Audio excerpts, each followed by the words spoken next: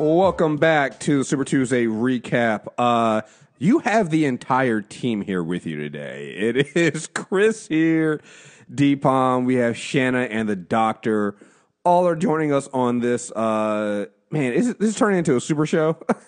we got the Crisis on Earth X crossover. We're doing all four shows: Arrow, Supergirl, Flash, and Legend of Tomorrow. And because Marvel and Disney just can't let DC get a moment to themselves, we're going to start off first with talking about that Infinity War trailer. So to be fair, they at least waited till the day after the crossover was done. We got to talk about that. They respect the TV shows. Yeah, we got to talk about that. I definitely got to make sure we bring that up during the crossover thing, because there's definitely something going on between DC TV and Marvel where it feels like they're tag teaming the DCEU. Because it's just established that the MCU is a universal constant, and on all their Earths, it's doing very well. They're trying to get choked. DC TV is trying to get choked. These are smoke signals. These are SOSs. These are pinafores saying, please come save us from our movie parents. I swear to God, if they've been saying it. They've been shading the movies. Well, it's because we do know that the Agent of S.H.I.E.L.D. people do hang out with some of the DCEU people. We see it on Instagram all the time. Like they be in each other's Instagram photos, stuff like. I'm like, yo, Phil Coulson's gonna make a Flash joke at some point. It's gonna happen. I mean, the only thing I think I've seen is when BVS premiered, I saw Candace and Katie and a couple of the other girls from DC TV hanging out with Jason Momoa. That was it. I mean, who wouldn't do that? That's the most I've seen. And it's Jason Momoa. They were like, we're at the premiere for BVS. And it was like Jason Momoa. I was like, they good. They were hanging out with Khal Drogo. That's what that was. That wasn't hanging out with Jason Momoa. That wasn't hanging out with Aquaman. They were hanging out with Drogo, yo. It was just like, Yeah. It's so weird because it's like it's a complete opposite. I don't know. We'll save that for later. But anyway, so that Infinity War trailer. Can I just say, I was on my way to work when it dropped, and I pulled over into the Walmart parking lot, and I turned it on, and just my heart exploded, especially because I woke up in a fit of rage, and it was just like an elixir. It just soothed me. It gave me. Look, I'm so ready. Look, I was actually trying to get to work early today, and I was late, and I got so angry because there was an accident on the wrong side of the road that slowed us down, and I thought I was going to miss the trailer. I was so pissed. Because I was like, if I miss this goddamn trailer because y'all motherfuckers can't drive. And, but no, you know what's so great about the trailer and what Marvel does is, like, they're making you as a fan. Like, first of all, there was the teaser trailer yesterday. I don't know if you guys saw it. It's the one where they basically use our own hype against us because they were using fan reactions to their previous trailers to hype you for the new trailer with no new footage. They didn't give any new footage in that teaser trailer. Yeah, we all got a hype because we were watching other people get hype for old trailers. The teaser trailer was a beer advertisement. See how much fun you're having when you have beer? Don't you want more beer? We're bringing you more beer tomorrow. That's what it was. It was, I do enjoy beer. You're right. And then they drop it, and dog, my man Thanos came out, and he had on some Big Baller brand slides on, and my man don't even have his armor on. He has like Under Armour on. I'm so glad they did this like stripped down Thanos. Much scarier. Because that's a college strength coach. Like that's the guy on the sideline who protects them. Like everybody stay back. That's this guy. Actually, I imagined him with a sandwich in his hand. He was about to take a bite into as he looked around like, oh, okay. This is something we're doing today. Because somebody set him walking through that portal to Stone Cold Steve Austin's music. Oh, I saw that. It's the greatest thing I've ever seen. Yes, it is. He comes to the portal and the glass breaks, and I was like, oh shit, didn't know I needed this. Stone Cold Thanos. No. No, Stone Cold Thanos said so. What's great about it is because at the end of Age of Ultron, when he goes, fine, I'll do it myself, you can hear how disgusted he sounds when he does that. It's like, fine, I'll do it myself. And this is what he looks like. It's like, fine, I'll do it myself, meaning I'm not even going to put my good clothes on to whoop your ass. And he's frightened. So disrespectful. He didn't even have his hat on. So, His hat was from my hat. Here's how like people pointed this out. When he knocks out Iron Man in that trailer, he don't even use a glove hand. I know. Why would he work? Why would he tarnish his glove? I was gonna say it was like he had a fresh manicure. He didn't want to damage. Just shine this son bitch.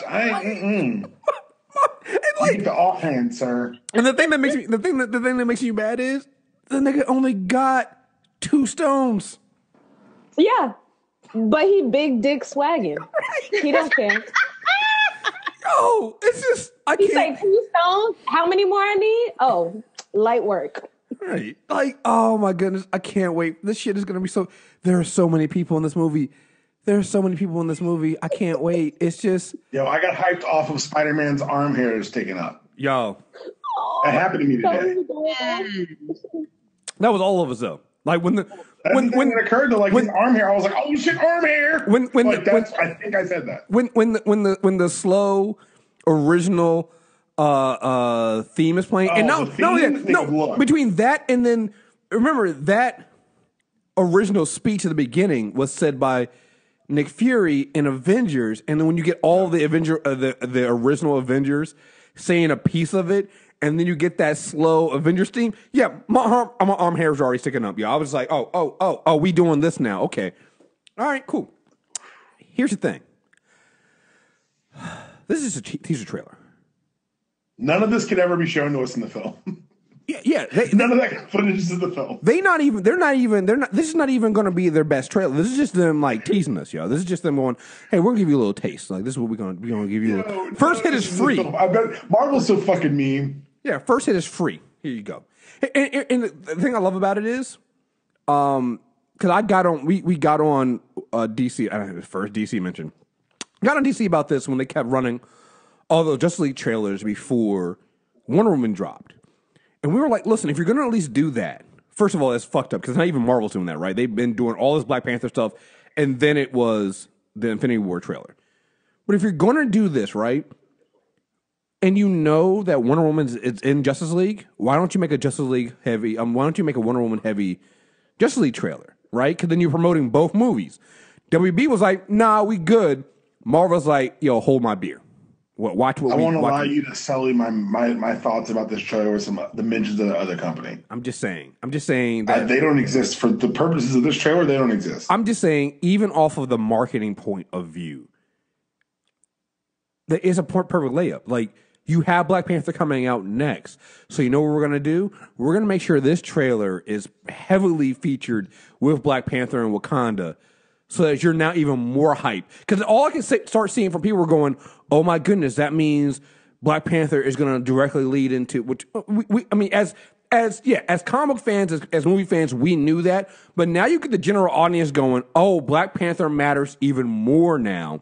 So now if they, for some reason, the person was not going to go see Black Panther, which we have to have a talk if that was you. Like, seriously, we have to have a serious talk. Like, what the fuck were you thinking? But now you're like, oh, I definitely have to see it now. Like, if for some reason I wasn't, now I definitely want to see it because why is the battle there? Like that. Okay, let's do this. Like that now gives you hype. We know why the battle's there. Oh yeah, we know. Yeah, we know, but maybe other people. They got a gym. Oh yeah, we know. But again, thinking about it from the point of view of people who don't know where the gyms are, because I'm already know I'm gonna have a conversation with this. No, everyone at this point they've hit you over the fucking head with the gyms. You would be surprised. I have to have a conversation with Shanti this weekend about explaining what the gauntlet is and what the gyms are. Has she watched the movies? So that's the thing. So not all of them, and so you got to realize that when it comes to well, here you go. When it comes to like Infinity War, which you're gonna get a bunch of people that saw they're gonna see Black Panther in this film and want to see it. Which again, what they're gonna do? Yeah. So again, they're going to do Avengers April and re-release all the movies in the theaters. Oh yeah. Can I ask a quick question? Because this was a conversation I was having with the family today. I am having trouble remembering what happened to the red stone that Malekith had. It went to the collector. Yep. That's right. Okay, thank you. I don't know why I couldn't remember that. Yeah, and so so the collector and then the power one went to the Nova Corps. So the Nova Corps is a wrap. Oh yeah, they're gonna get destroyed. I don't know. They didn't even show they show him putting the blue one in. The purple one's already there. I'm like, oh shit. Oh yeah, there's only one way to get that one. They're getting. Okay. So that's the thing is people are speculating based on that stuff, and I'm trying to not speculate because I know how Marvel is. But people are saying like, oh, so it must open with like the whole Guardian stuff and him fighting Nova Corps because he already has the Purple Stone. And define fighting. Well, also, when you also take into account that the fight with Spider-Man, when he's fighting Spider-Man, he's on a planet with an orange sky. So that could be the Nova Corps fight. Like they've done a very good job of hiding things. Mm-hmm. So that's what I'm trying not to speculate. Everybody's like me, like, oh, it must be this, and it must start with this, and I'm like, fuck that. I'm not even going to act like I those commercials. What? Like, exactly. How have they not learned after 8 years of these movies to just sit back and enjoy the ride? That's the lesson. Wash over you. Well, remember Guardians? The Guardians trailer. 90% of the Guardians trailer was the opening credits. You find out it's the opening credits with them fighting that monster. Yo. And you find out it's the opening credits. You're like, oh, so we haven't seen any of the fucking film. Oh, okay. My guess remains that this was all from Act 1. I can believe that. Yeah. Everything we saw today was from Act 1. Maybe the beginning of Act 2 when you see Vision get on the ground at the foot of, I'm not going to spoil, but it's a member of the Black Order. All I can say is this: I need them to keep Denai alive because I need her to have an exit strategy from The Walking Dead, and that's all I'm gonna say about it. So here's my question: how awesome was this scene gonna be watching Thanos throw Hulk/Banner back to Earth? So there's a scene that's gonna be in this movie. With him backhanding them motherfuckers? No. It was. I'm not gonna. It was originally planned for Age of Ultron, allegedly, and it was told. And Feige went to Whedon and said, "Can we please hold it off for a bigger moment?" And if it happens, I don't know how do I even. It's a very good scene, and if they pull this off, and I think I saw a shot of it in the trailer, you guys are gonna go nuts. If they do what I think they're gonna do, you guys are gonna go nuts. Yeah, this movie is going to make all the money.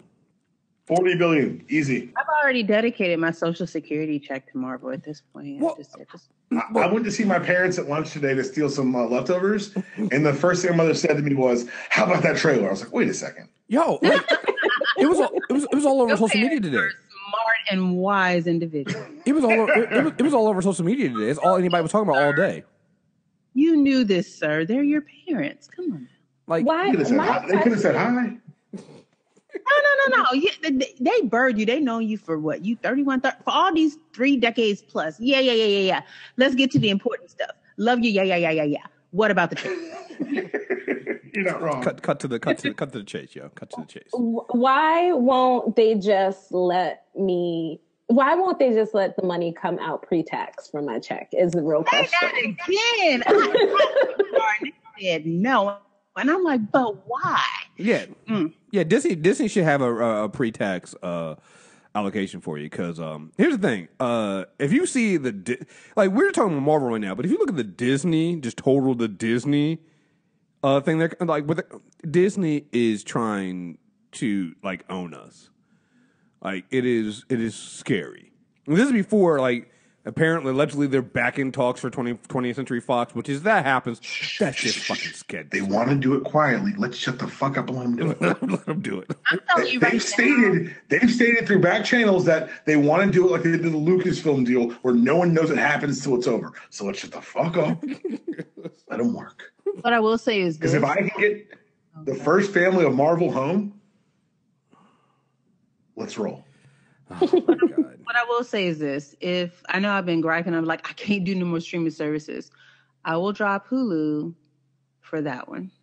Oh, I'm buying the Disney service. I'm sorry, but I'm with you. Like, I think all of these services are stupid. But Disney's already announced they're doing a live action Star Wars, and I feel like by the time I forgot about that. by the time that their streaming service comes online, they're not going to make the mistakes that CBS did, where they only have one thing. They're going to have all the things. Oh yeah, but I just started paying for braces. It's either his mouth or this, and it was a hard decision. I'm not gonna lie. I'm like, do you really need braces? 18K. Here's the thing: isn't Hulu owned by like Disney and like 20th Century? It's like a co-ownership, right? So if they buy Fox and they have all the ownership, they might just roll Hulu and shit into. I thought we agreed to actually on the walking table about the deal there. Hey, you're right. I'm just gonna shut the fuck up. Just shut the fuck up. Come on. Yeah, respect their wishes. That streaming service. Before we move on, I do want to point out one thing. Does anyone know the day that Infinity War comes out? May 4th. Do you know the day the first Avengers came out? It's May 5th because Wanga is getting it a week early. Old future living self. No, yes, Wanga. So it's coming out. It's coming out May 4th, 2018. The first Avengers came out May 4th, 2012. Oh yeah, well, because Captain America: Civil War was Marvel was just dunking on people. Your Superman, your all-American hero had a CGI removal of a mustache. We gave ours a beard. We removed his eye. We've removed Thor's eye. Shout out to, what was it, Collider, whoever was like, well, we now know that Thor's getting his eye back because we see it in these photo shoots. I'm like, you motherfuckers, the photo shoot was done before Ragnarok. That's not how eyes work. They put on what they wanted to put on. Ragnarok. You saw what you were supposed to see. Right. It's like, that's why I try to tell people when, they were like, why didn't Marvel release the CDC trailer? And I'm like, because that's never, like, I try to explain to people, like, those trailers at Hall H are never meant to be released because they're not finished. They are unfinished products. The Justice League trailers. Right. Which are finished, which is another, it's scary. Like, I'm sorry, like, people, like, look, all right. So both Justice League and Infinity War are both using a villain that has CGI, right, and CG. When you look at the detail right now, early, like it is earlier. This is a early cut of Infinity War that they have not finished working on. Thanos looks amazing. Like, I'm looking at the detail in this motherfucker. And not only does he look like Josh Brolin, but like he looks real. Like when he walks out of that portal, the look on weight. He looks like, oh, this motherfucker might be a real person. Like you say, like he might be a motherfucker I know. Like I can run into this motherfucker tomorrow. When you look at Steppenwolf, it's like, don't hang up. Sorry. I just said don't hang up on me, but I was like, he's kind of hot. See, I would hang up on you, but you're not the first person I've heard. You're not the first person that said that, so I can't even hang up on you because I've heard that today. What kind of circles do you traffic in, sir? I've seen that on Twitter today. People going, look, son, I'm just saying we can have a conversation with him. Right. I would say no. I'm just saying. But then Steppenwolf was over here looking like, a billy goat. Oh no! Don't do that.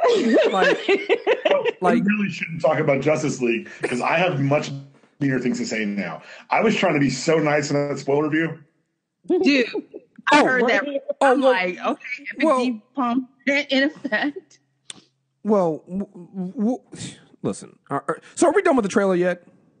Yeah, let's go. Let's get to the good stuff. All right. So not the trailer wasn't good. Good God. So you know what? So let's get into this Crisis on Earth X with the Arrowverse, which is, listen. How does nobody who was working on the DCEU and who was working on Justice League talk to anybody on the TV side? Because good God, we just got basically 4 hours of the Justice League on TV.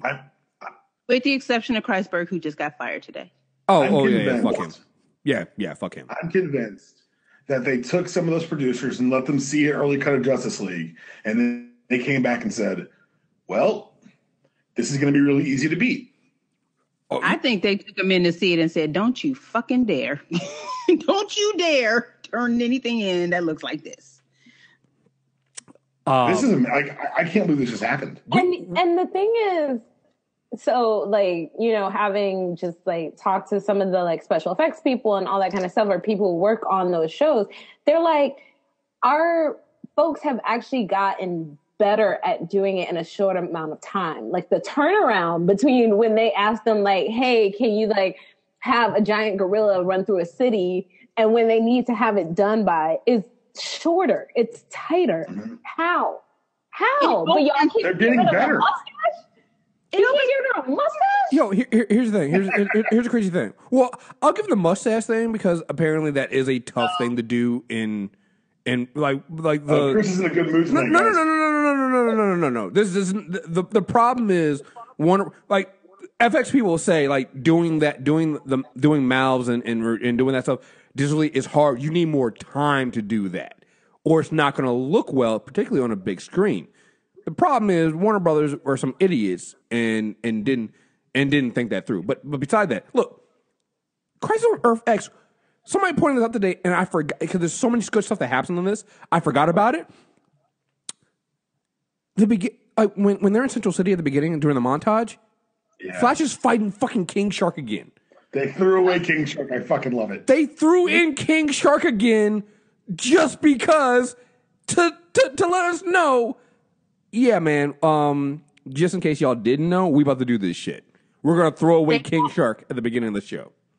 They also teased Lobo on Supergirl with her fight, because one of the aliens they asked her was she fighting was a Lobo. Azarnian. Yes. Yeah. Like you guys are nerds. I only know this because hang up on her. I will not be insulted. He's an Felicity fan, so yeah, no, I love you, Shanna. So how I like they. So first of all, let me just shout out to WBTV because for all the mistakes they make, minus and I'm gonna say this, and listen, I'm gonna give you your moment for getting on them about relationship stuff, and I'm actually surprised people. I'm gonna join you on this. Barring that, barring that, for the most part, they actually, when they make a mistake, they listen to people and they adjust later on. So they've been hearing for the last few years that people aren't really feeling the way they're doing the crossover. They've gotten better at it a little bit, but they were like, all right, this year what we're going to do is we're going to make sure that the crossover feels like a crossover. And as long as you have a general knowledge of what's happening on each of the shows, you can watch just a crossover and be fine. Like, you don't need a whole lot of previous knowledge about everything. They do a lot of expository dump for you. Right. And so... And it didn't feel like it. That was the it didn't feel clunky. You're right. Right. So right there, you see them doing something that like is smart, but they listen to the fans. They're like, all right, we're going to give you the crossover you wanted. And so what this feels like, instead of feeling like 4 different shows, even though they broke it up into 4 different shows, everything from the opening credits to everything they did with it felt like one big show. And it felt like one... Go ahead. That's another thing they did different is for each show, the order of who was listed in the cast. So for Supergirl, they listed their people. Everyone else was a guest star. For Arrow, their people first. Everyone else was a guest star. But I think they were like, it was like the guest star like ran through like the first 20 minutes. It was like guest star. What's on the screen? What's happening? I think, and I love that, like you said, it felt like a 4-part miniseries. It felt like a 2-night. It felt like a movie. You guys I don't know if you are old enough to have watched North and South on television. Mm-hmm. It felt like that. It felt like I was watching one of those old school miniseries that used to come on network shows, network stations. Yeah. And it was weird watching other people watching it like, well, why isn't Supergirl in her own show? I'm like, because this is a 4-part miniseries where all the shows are working together as one. It's not going to feel like last year where it was individual shows, and you shouldn't want it to. Yeah, no. I mean, this is the crossover that people wanted, and they listened and delivered. And the other thing too that really stuck out to me is, and it hit me like early on, And we've been making this joke before, but after seeing Justice League now, it is official. The new Trinity is Supergirl, Green Arrow, and Flash. I'm sorry. I cannot recognize anything else in live action until DC EU gets its shit together. Because, goddamn it, if they didn't actually nail that better than what we've seen from the other people. How? What I will say, and this is just a technical drawback, I don't know what it is. I don't know if it's because it's a sky battle. They need to tighten up Supergirl CGI. Like in the final battle when she shows up, it's the same thing that happened last year when she shows up. It's so clear that it is 100% CGI. And so I just, like I said, it looks different when Thawne and Barry are fighting compared to when Kara's in the air fighting Overgirl. I think it's because it's the sky background. It's lighter. Yeah. And because there's no weight to it. There's nothing to ground it. Right. When they do, because I can tell now when the Flash stuff definitely sticks out. But like you said, there's so many other things happening in the background of it. It doesn't stick out that much. With her, it's nothing but blue background, and so it becomes really, really obvious with it. Like I said, you can tell that they're a TV show working on a TV budget with their CG. Like if you really look, but when you think about what they're doing, like. They spent a lot of money on this 4 hours. Wait, Caitlin on that ice bridge. I was like, love it. This is what you have Caitlin do every episode. You mean functional? She's been Bobby Draken since last year. You mean Ice Woman? Yes. You mean Bobdrina Drake? We just make it Bobby. Bobby's an omnisexual name. You're right. We knew Bobby Drake. Yeah, you're right. It's just Bobby Drake. It's like I felt like Will Smith in Bad Boys. I'm like, this is what you do. This is how you do this. I'm like, when Cisco opens the breach and Oliver jumps through and shoots the arrow, I'm like, this is how you do this. Wait, can we talk about the Sonic clap? Oh, listen. When she hit. Well, let's get some reins on this thing. Let's start from the beginning. Okay, let's start. That is in the beginning. I know, but there was something happened before that actually had like character stuff for all 4 shows, which is something I really appreciate. I know you guys already mentioned it, but doing it in this way, as opposed to making it feel like an episode of Flash where a bunch of people showed up, they made this feel like you said one giant movie. And the fact that it's 4 hours and we already had the emotional connection with these characters, you could do this as a show every week, and I'd be fine with it. Yes. Yeah. Oh, sorry. I'm sorry. I didn't mean to yell. I'm just sorry. I told you I had wine. I'm just very excited. Shannon knows. But it also addresses why, like, I liked how they were able to balance the screen time through the 4 hours, but you can tell that they struggled logistically. Like, there's definitely a reason why Sarah spent an episode of Legends in a coma. And there's a reason why Ollie's not wearing the costume as much, or why Barry didn't throw on the suit for 2 episodes. Right. Like, there's definitely things that you notice. I didn't think about that until you just mentioned it. I was like, oh, that explains those episodes now. Yeah, but no, Stephen and Mel mentioned that the biggest thing this year was trying to sync up the shooting schedules because they had this idea of how they wanted to play it, but they didn't organize the shooting around it. So people would be flying in or going to that set for you have Melissa for 3 hours. Mm-hmm. Like shoot what you can and then get her out, and they had to do it that way. That's why some of the in-season stuff for other shows have been weird this year. So I think if they can really tighten up this apparatus, they could do this once a year. One of the things I looked up was the overnights. And for 3 of the shows, it was their highest rating since last year's crossover. For The Flash, it was the highest rating since this year's premiere, which was a huge spike for the show. Bottom line, people love this stuff. They want more of it. And I am one of those people. I don't know what to say. Like, this is amazing. Yeah. I will say that now, based on what you said, the Midvale episode, I think I'm going to say Supergirl made the most sense. It was the least noticeable. Yeah. They did that. A whole Flash leave. Yeah. It made the most sense. It was the least noticeable. Because like you said, on The Flash, we were like, well, why did he go into the Thinker's house without his damn suit or blur himself? What were you thinking? But like you said, there's all these issues going on. Yeah. Mm-hmm. Yeah. And I am totally like happy if next year they want to give me an entire flashback episode of baby Barry and baby Iris. Because I love little Barry and Iris. They're Flash so is a weird cute. show. I'm going to argue the new couple that I'm shipping. That I know, Chris, you said that Oliver and Felicity were right behind Barry. I'm saying it's Leo and Ray. Oh, Leo and Ray were. Sara and Alex, what are we doing here? Oh yeah. And Ray. No, Sara and Alex is just sex, but Leo. Hey, but if you think about it, it was sex that we all called last year during the last year's crossover. We're like, wait a minute. So when's Alex gonna meet Sarah? Because hold on. It wasn't just okay. I'm not gonna sit here and do this, but I'm a big proponent of Sarah. I'm a big proponent of Sara and Alex. It seemed to be precisely what Alex needed to get a little peace of mind. And a little piece. No, I thought it was Mick great says, for this episode, but moving forward, oh no, it's perfect. Stark, you're not only on different planets, you're on different timelines.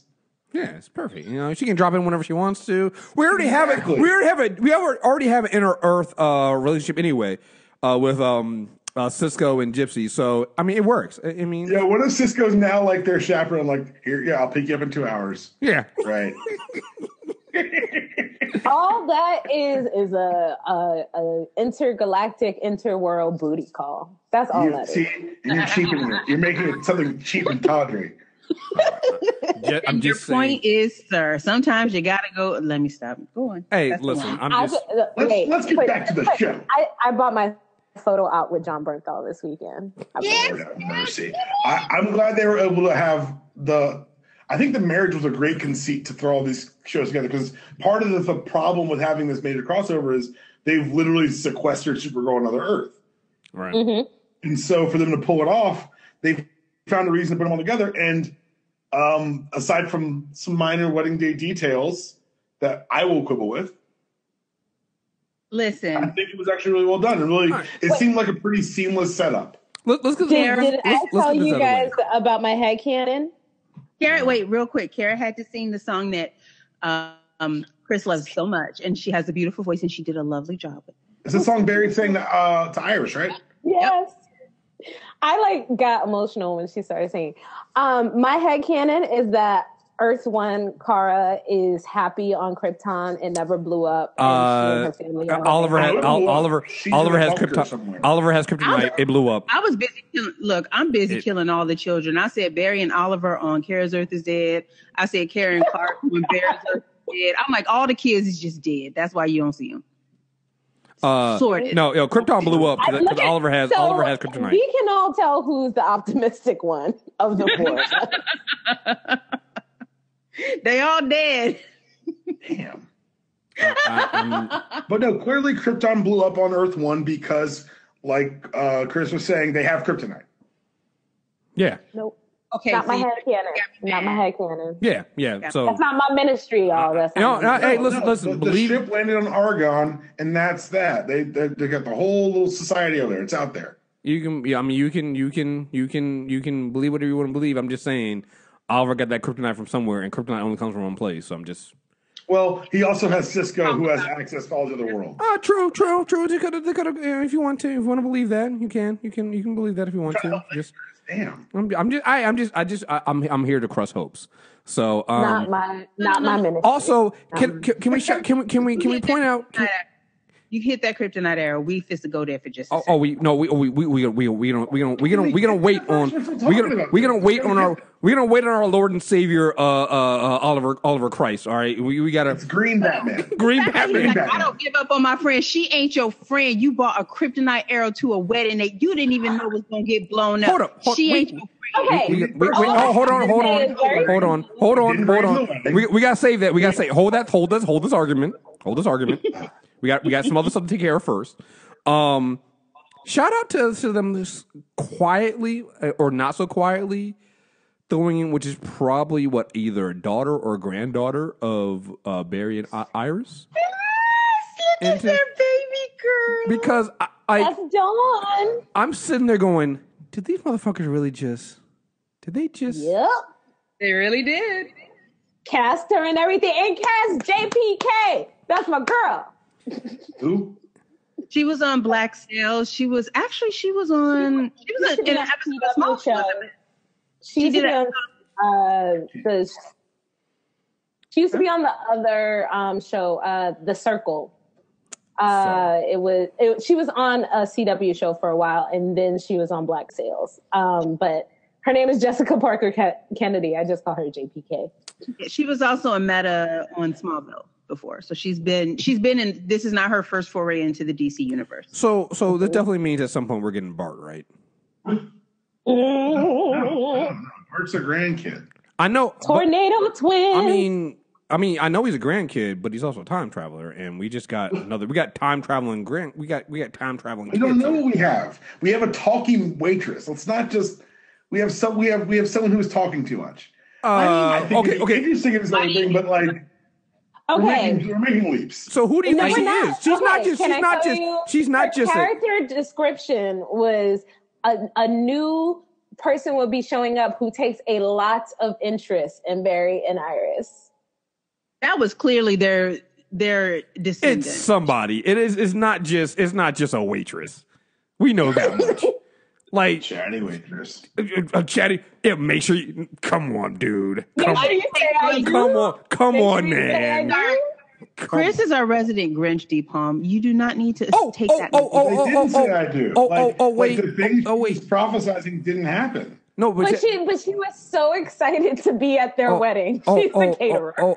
But here's the thing. I'm still being a Grinch because I still think like doesn't that end tragically? Like I'm still trying to be a Grinch here. Like that's just more family to die. Well, the thing is, you've got to understand like how convoluted. I don't know. Maybe it was. I hope it was. I guess that's the one thing. Like I don't know how far they'll go with that because you have to be careful with the time travel. And we'll get into the Thawne thing. Like I think it's a nice little nod. I hope they don't do too much with it right now because you run the risk of doing the same thing that happened with Wally. Because we've talked about this deep on like people wondering where Wally's at. The problem is they gave us Wally too soon, and so there's nothing really for him to do right now. Oh, but what he did was amazing. Oh no, like people sit there and say Wally didn't do enough, and I'm like, he threw bullets back at Nazis. Wally was everything. Wally was looking like the Matrix out there. Yeah. He was like, swah, swah, swah, swah. They gave him some shit to do. They gave him sound effect. Yeah, they gave him some shine. I mean, if you think about if you compare him to what to what Jimmy got and the Guardian got. Listen, they killed my baby in the first 10 minutes. Not Captain America, you know. Useless ass story arc, dead end story arc. You're Superman's buddy. Get out of here. Right? Like you know what this flag represents? A target. I mean, stabbed in the chest. Right. I was like, damn, that was actually a good line, Oliver, or Evil Oliver. Nazi Oliver, man, so good. Anyway, yeah, a little too comfortable. No, listen. Some people are saying that she might be the granddaughter and not the. I think it was either the daughter or the granddaughter. I feel like it's more the. I feel like Berlanti and company would do granddaughter before they did daughter. Yeah, granddaughter makes more sense to me, but we'll see. What I really want is a scene from what was it, season 1? Joe was like, my grandkids are going to call me Pawpaw. I really want to see where 2 like grown ass teenagers just show up like out of nowhere from like some breach and they're like, hey, Pawpaw. That's what I want. Also, can we talk about how Chris is ignoring my fan fiction. Push through. Yeah, you just gotta push through. Hey, listen, Tina Belcher. I'm over here. I'm giving you some. Do you really want to go there, Chris? No, let's keep this thing on the rails. We are far beyond that. Let the record show. Mick is still the greatest. Considering I tried to kill the groom a couple times, I should probably sit on the bride's side. And immediately sits down next to all the cops. Right. Mick Rory for president. Mick was everything this episode. Oh, man. That was great. Sara and Alex not being able to remember each other's name after that one night stand. Sarah remembered? Sarah, she's like, so, is your butt okay? Right, but Sarah's got 0 chill on her. But you won't even let her do her walk of shame. Right. Oh, so good, yo. Oh, that was... man, I love that. It's just great. I love Sarah. And then when the shit went down, yo, why does Oliver always stay strapped? Before we get there, can we talk about the rehearsal? Can we stay ready? You ain't got to get ready. That's right. Bow tie. Can I have 2 seconds to talk about the rehearsal dinner first? First of all, a fucking coffee shop. Second of all, it's jitters. It's a coffee shop you had catered. It's a coffee shop you had catered. Just go to a restaurant. Jesus Christ. 2, Joe's speech about his children getting married is why The Flash is a weird show. I'm sorry. You gotta let it go. Like, no one else was like, that's a strange thing to say, Joe. That speech was beautiful. You hush. Joe told you about his kids playing in the backyard and then getting hitched. That's not weird for anyone else. Let's be real here. Let's have some real talk. You hush. No, Right. it was beautiful and lovely. Okay, fair enough. Also, anyone who tells you to wing your vows is not your friend. You know what? I was a little nervous. I'm like, Joe, if you ask Cecile to marry you right now, I swear I got for nervous God, for as Joe. much as I love you, but I didn't have to wait for that because Felicity took a quiet conversation with Oliver, and I don't blame Oliver for this. I know that's a shock to you all. He was trying to have a quiet conversation in a corner and just blurted it out in the middle of this rehearsal dinner. The beginning of Felicity being the fucking worst. Continue. Oh no! Oh, No, that was okay. Oliver's Anyway, fault. we're not gonna go. Okay, so here's my take on the proposal during the rehearsal dinner. First of all, it was during the rehearsal dinner, not during the wedding, which I think That's not more allowed. Yeah, no, it's dumb. and especially if it's quiet. At no point during a wedding do you do this. This is not the Okay. weekend. Just do it next weekend. What I he feel said, you. listen to the I newly feel married you. man. He knows. Okay, I feel you, but I had a friend who did get engaged during another friend's wedding. But what happened was like Your her friend's guy trash. like pulled her to the side. No, her guy like pulled her to the side. They did it quietly and then didn't tell anable until the following weekend. Like he Basura. asked her in a private Basura. moment. Trash. That's not true. If nobody knows, here's the thing: it's like a tree. If a tree falls in the woods, and nobody hears it, did it really fall? I'm just No, saying. I'm sorry. I hope your friend ain't listening. This is real fucking. Okay.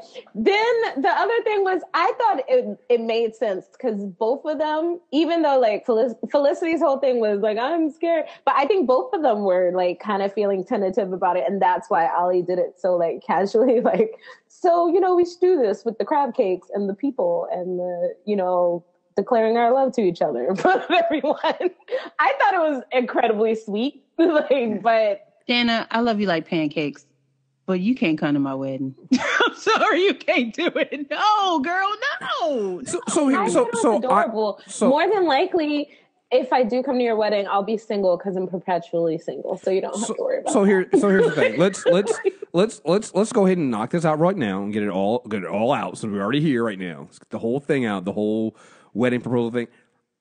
I'm gonna surprise people, and I'm going to say that yes, it was trashed, all of it, from the not like the what happened at the recital dinner. I feel like you said is more Felicity's fault because she took a quiet conversation and made it public.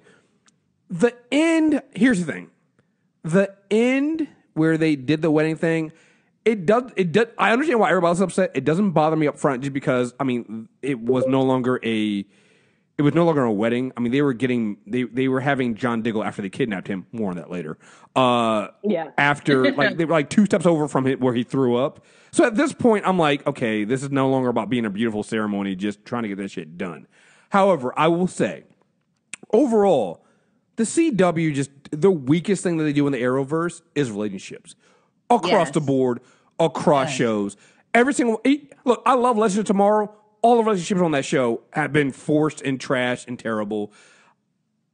Except for Sarah and Snart's ongoing chemistry. Well, no, chemistry dalliances aren't relationships, right? And not only that, but chemistry is different than actual writing the relationships. Like, for instance, Oliver and Felicity have great chemistry. Iris and Barry have great chemistry, but the actual writing of their relationships, it's not really that great. It's a very forced thing. And it's one of those things where it reminds me of like play pickup ball. He used to play pickup ball all the time. I don't do it anymore. But it's like reminds me of that guy that would show up dressed head to toe in his favorite player's jersey, and then think that he's that great, and then he gets on the court and he's trash. That's what I feel like when it comes to the Arrowverse and their relationship. Like they think they're really good at it, but they're not. Like all of their relationships writing is not strong. What they could have done, and it was to fix all the problems. And, like, to me, I think this is the one black mark on the entire crossover. All they had to do was have Iris and Barry say "I do" before the Nazis show up. That way, they're married. You still get the same weight of them saying, "Hey, you know, we're married, but like this is going to be our life." Like you still have that tension there. You can still deal with the whole Oliver and Felicity thing. And then at the end, all it is Barry and Iris telling Felicity and but that's not the point of the relationships. Wait. I'm gonna hold on. I'm gonna dissent real quick. I didn't mind them not finishing at the wedding because if you let them finish at the wedding, you don't have that beautiful shot of the greatest American hero being vaporized. Oh no! You can still have it done after. What I will say is, by the end, all you had to do was let Felicity wait a beat for them to be pronounced. There you go. Because people were like, well, they didn't get married. It's like, technically, they've been married as long as they have a license on file. They just have to file the license. We're talking now about municipal records. Right. Let them be pronounced. I don't think anybody would have had a problem. Well, they might have. Not as much of a problem. Like, you know the internets. You know the internets. But I think it was exacerbated by the fact that she couldn't even wait for them to be pronounced before she opened and ran her mouth. And it said, wait, can you wait a second? Didn't let them say, well, no, we can't. And like, oh, but I want to do this. It was the epitome of the 53%. And I'm going to say it. People going to drop dead because they're going to hear me say it. I don't even blame Oliver. No, Oliver's not the fault. Okay, so the thematic theme, like the reason they did it, is because they were doing parallel tracks in the stories. And I get everyone, I don't know, I don't get it, but it's just that they did the whole thing with Felicity learning how to be strong from Iris and all that shit with them in the working, I guess we're kind of breezing past it, we'll go back to it, but like them working to the only two people who weren't captured by the Nazis, which is just a fun sentence to say, and undermining all their efforts there, that was showing like her growing into being the place where she could do it with Oliver. And so I see what you're saying as far as like the semantics of how it was done. It's but execution. I think the bigger issue is that they did it and they were able to. One thing they did with the crossover that I think was really important is that all four shows I think were serviced by this. Yes.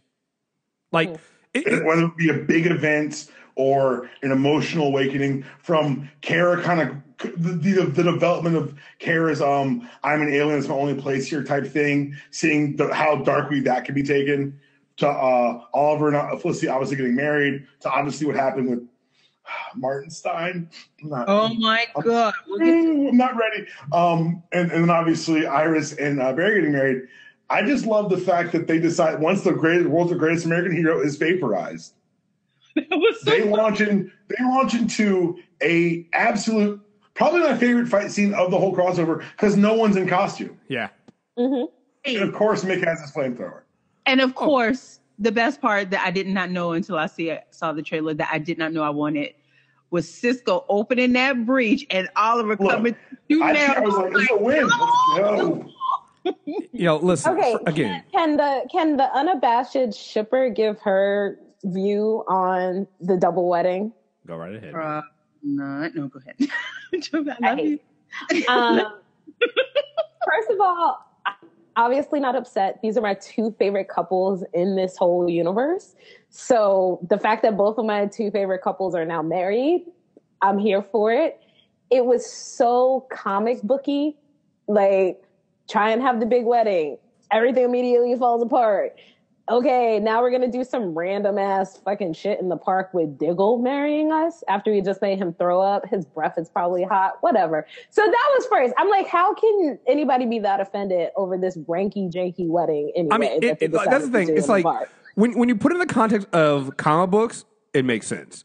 I think what you also have to understand, but when you think about the reality of it, Felicity catching hands, and the reality of the show where they fought a giant mutated. No, but I'm just saying, relationship wise. But yeah, but like I'm like, technically, Oliver and Felicity aren't married because, like you said, they don't have a license or anything. So it's like all of it was all symbolic.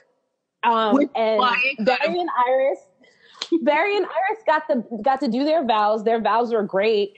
Oliver and Felicity both admitted that their vows would not stand up to Iris and Barry's. So they acknowledged that they are the better couple. And I don't know, to me, the reaction, the way people were acting, I was like, you would think that like Emily Bett Rickards like interrupted Candace Patton's wedding, the way people were offended. This is not a real wedding, you guys. Well, here's the thing. It's like, it goes back to the idea, I think, that people are, and we talked about this before on the show, like, and I promise you guys we're gonna move on to more fun stuff, but I want to get this out of the way. Like, I think people are very protective of Iris West, and I think it comes down to the way she's been written before and things that's going on there. So I get the immediate reaction. I'm just gonna be honest, I don't give a shit. And the reason why I don't give a shit is because my two favorite couples are married, so I don't. Well, to me, it's not even that. It's like, they've never done relationship on any of the shows right. Like, all of them have, like, they rely strictly on, for these two couples, they rely strictly on the chemistry of the actors and actresses in this, and that's it. Other than that, like, when you go, like, think about what they did last year with the musical episode. Like, beside me hating fun and musicals, like, that shit was trash. It was terrible. It was like, what the fuck are you doing? Like, so none of it makes sense. So it's like, all of a sudden, Monel and Cara are so messy. Right. But that's what they do here. And only to have him come back 7 months later with a wife. Right. But so I think that what they did with this show is, and what they did with the relationships is, because you think about not just with these two couples, but then also with Alex and Cara and stuff like that, they kind of settled them so that when they go back to their own shows, the relationship stuff is taken care of, and we can get back to fucking business, and it's done. And it kind of felt like them ripping a Band-Aid off. Yeah. Excuse me. We're just doing it right. And here's the thing. I think people need to realize this. Most of us are 30 plus. All right? Mm-hmm. This is a CW show, guys. We're not the target audience. We're applying. A lot of us are applying, and I think we have to realize this. A lot of us are applying 30-plus-year-old logic to a show that's aimed at 20-year-olds or younger. So you know why I'm doing it? That is not healthy. No, it's not. You know, you're right. It's not. I'm not saying they shouldn't do better. I'm just saying sometimes we also got to realize that we're not the target audience here. And this is what they do. Like, this, like, all of the relationships are messy. Like, think about what they do. I love Legends, but every relationship on Legends is fucking messy. You got fucking Amaya and Nate, which is basically a black woman dealing with some white frat boy. Like, you guys, I've done this before. So I just think anything to me. Yeah, it's just like, so again, I agree that it wasn't done correctly, and they should have been smarter. I do, at some point, we need to have a conversation about how white dudes on this show keep kidnapping black men. Listen. Oh, sorry. Because Diggle minded his own business and Barry really did kidnap him. And then, okay, why can't we get my scene with Diggle Meat and Marcia Manhunter? And we do need that. Why? Because Diggle showed how ineffective he was in the last crossover, and that's why they left his ass at home and brought in Alex Wick, who's a certified badass. They left him at home because he's playing Green Arrow right now. Yes, he got some nerve damage. A bum arm and can't shoot shit. Right, and also going through withdrawals. By the way, shout out to Renee, because this is the first time I haven't cared that Renee wasn't not using rubber bullets. Wait, is that the one to play Hot Dog? You mean Wild Dog? Yes. Wild Dog. Hot Dog. I'm so angry with you right now. Anyway, all right. Let's get back on track. Let's get back to this. So can we finally not? Oh my God!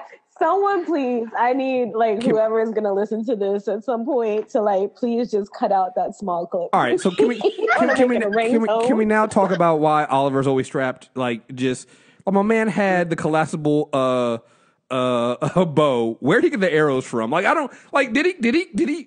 Is this prep time? Is this prep time? Green Arrow? Hold on, comic book right there, buddy. Hey, I'm right with you. Hold on, comic book. Right, he pulled a bow out of nowhere. He pulled a bow out of nowhere. He must have had arrows strapped underneath the like. I think Oliver scoped out the fucking wedding and put arrows under every bench. It was like I thought he was taking arrows that Dark Arrow was shooting. And just he might have. Like, I don't know. I'm like, yo, I get the collapsible bow. Like that makes sense. Nigga, where'd you get the arrows from? Nigga, this nigga got collapsible arrows. Stay ready. You ain't got to get ready. I'm telling you, that's how my blue does. That's how Ali does. Like, he had that, and then when he later on brings out the fucking kryptonite arrow, I'm like, you know what? He's Green Batman. He's Green Batman. He's Green Batman. Because even Batman didn't walk around with that contingency plan. That's trash. Is it? Batman has it on every time Superman comes to Gotham, every time he goes to Metropolis. Yeah. You never know. He does not need Superman without it. Yeah, and you then never I know. had the nerve to turn around and say, "Well, Kara's my friend." The fuck she is. Listen. You brought Look. Sometimes He brought a kryptonite arrow in preparation for the possibility that there might be an evil Kara. No, he lied. They knew it was evil Kara. So She's he fighting was a flying correct. woman. No. They didn't know. They You're did not a reliable testimonial in this. You have an irrational love for this, so we will discard. Was he wrong or was he right or was he correct? Right. Like, I'm just saying.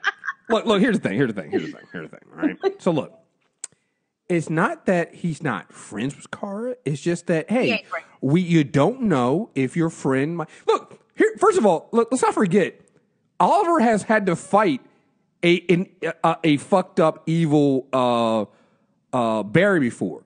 So Oliver knows that, hey, listen, as a regular human being, I might have to put an arrow in my friend. Never forget, when they first trained, he shot the fuck out of Barry because he had to train Barry. And then later on that episode, they didn't have to fight because Barry had his mind taken over. So he had anti-speed nanites then. Then he helped him fight Reverse Flash in the first season. So, like, Oliver knows that, hey, I might have to, take out my friend sometime. So, again, why wouldn't he have kryptonite arrows? You know why he brought the arrow? Because both of them got there in super speed. He had a ridiculous wheelie for no good goddamn reason when he pulled it. He's overcompensating because he has no powers because all he has is a bow and arrow. You know what, though? Had he been nicer to Kara during the last crossover, she might have gave him a lift. That's why he had to. He doesn't want to lift. Look, that's the whole point. Can I say that scene? I would have actually really enjoyed Oliver being held underneath the arms. Like never arm pulling someone. Yeah.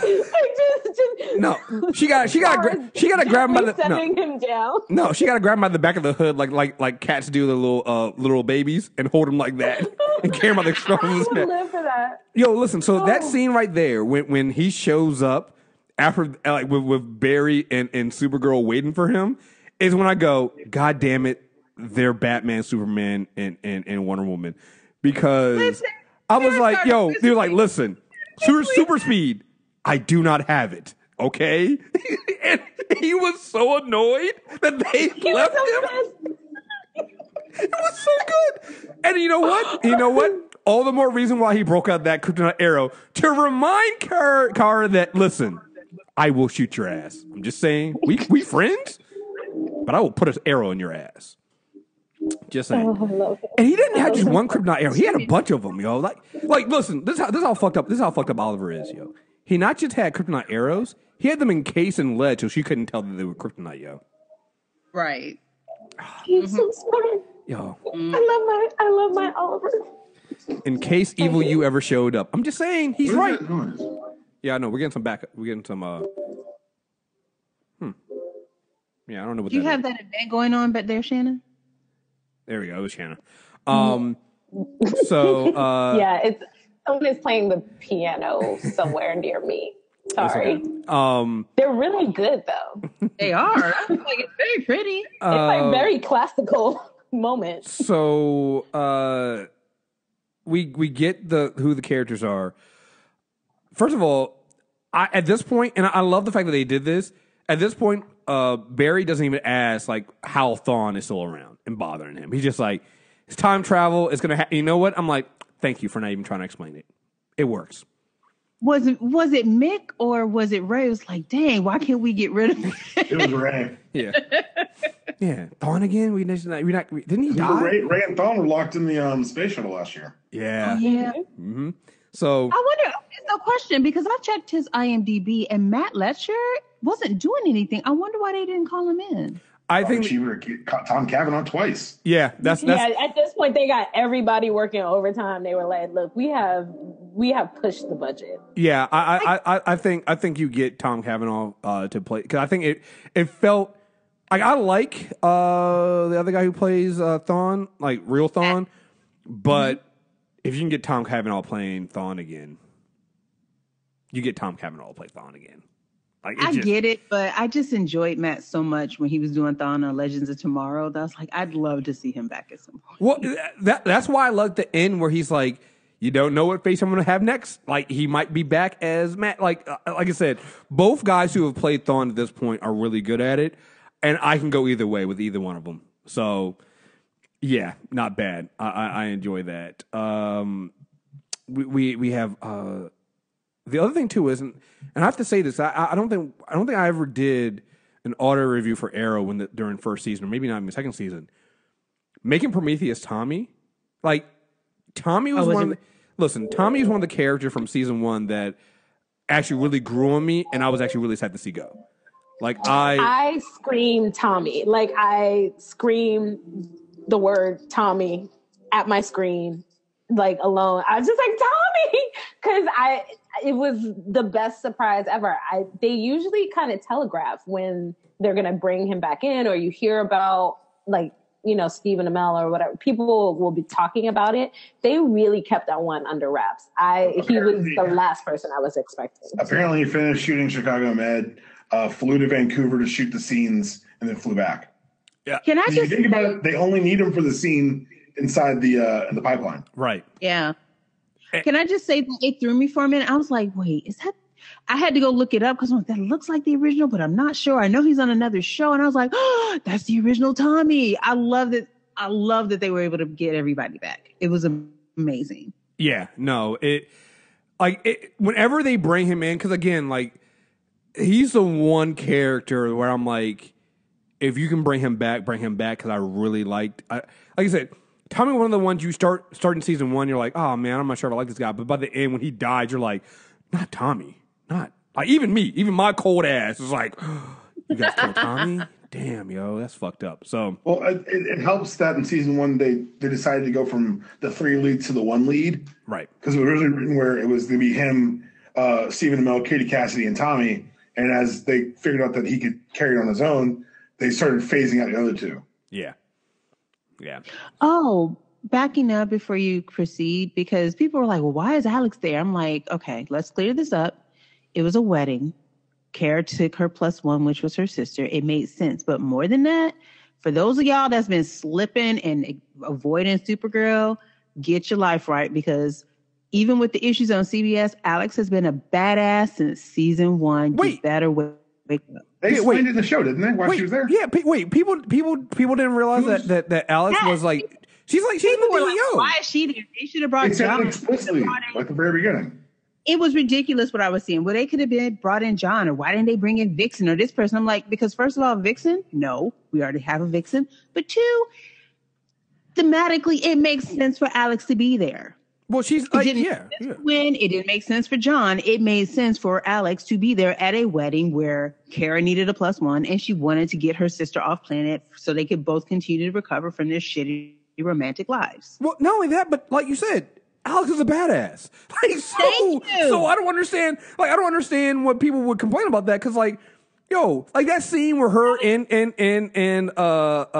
Sarah are fighting in the church, like, they're fucking. Yeah, she's a fucking badass. Why'd you complain? I don't. That's stupid. People are stupid. And then later on, when she went all Alex Wick on everybody, come on. Right. Why are you questioning this in hour 3? I don't understand this. Shout out to them in the first set of crossover. First of all, and we mentioned this before when we were talking about the Infinity War trailer. Shout out to the Spider-Man reference. This is the 3rd major Marvel reference they've done on this show. And this season, they haven't all been by Cisco. A matter of fact, I don't even think any of them have been by Cisco. And this was the longest one. This is the one that they took the longest, down to, what do they call him? The Spectacular Sticky Man or something like that. When Stein was trying to give him Spider-Man powers without the actual powers of Spider-Man. So I'll be really strong? No.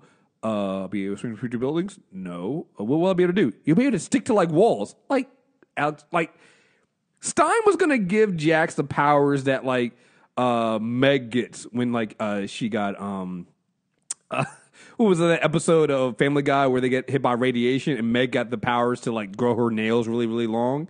That's what Stein was going to do to Jackson. Like, come on, dog. Like, what are you doing here? So, shout out to them for those references there. And also, I think it was Felicity made the Oliver and the High Castle joke, which was also pretty good. So, that was great. Yeah, shout out to them. I would watch Oliver and the High Castle. Oh. I would watch that show. Oh, hell yeah. Yeah, I'm all down for yeah. Oliver is doing this thing. So, is there anything else in the first set of episodes we kind of, anybody wants to talk about? There was one thing. Where was it? We only covered really the first episode. We didn't talk about, like, they added, like, this Avengers style slow-mo pan around the room fight. Yeah, they have, like, Oliver get concussed for, which I really enjoyed. I thought it was really well done, and it set up another one they did later on. But I thought that the action in this the action is really great. The action in this is really great. Oh, the action is it's seamless, and it's so well done, and it's so well choreographed. And you think about the challenges of shooting a cast this large, doing such big set pieces with so many effects added in post. For a television show, I think they did a really, really great job. I want to tip the cap to them. Oliver slid across the floor throwing arrows. Like, Oliver in the quick release on the arrows is getting kind of ridiculous. Like, it's so good. Like, they went full CGI Ollie when they toppled that building. Yeah. Oh, yeah, I forgot about that. So again, another Spider-Man reference. One Spider-Man reference, but also another shot at, I feel like, the DCEU. You had them literally stop what they were doing. All three heroes stop to go rescue people from that building.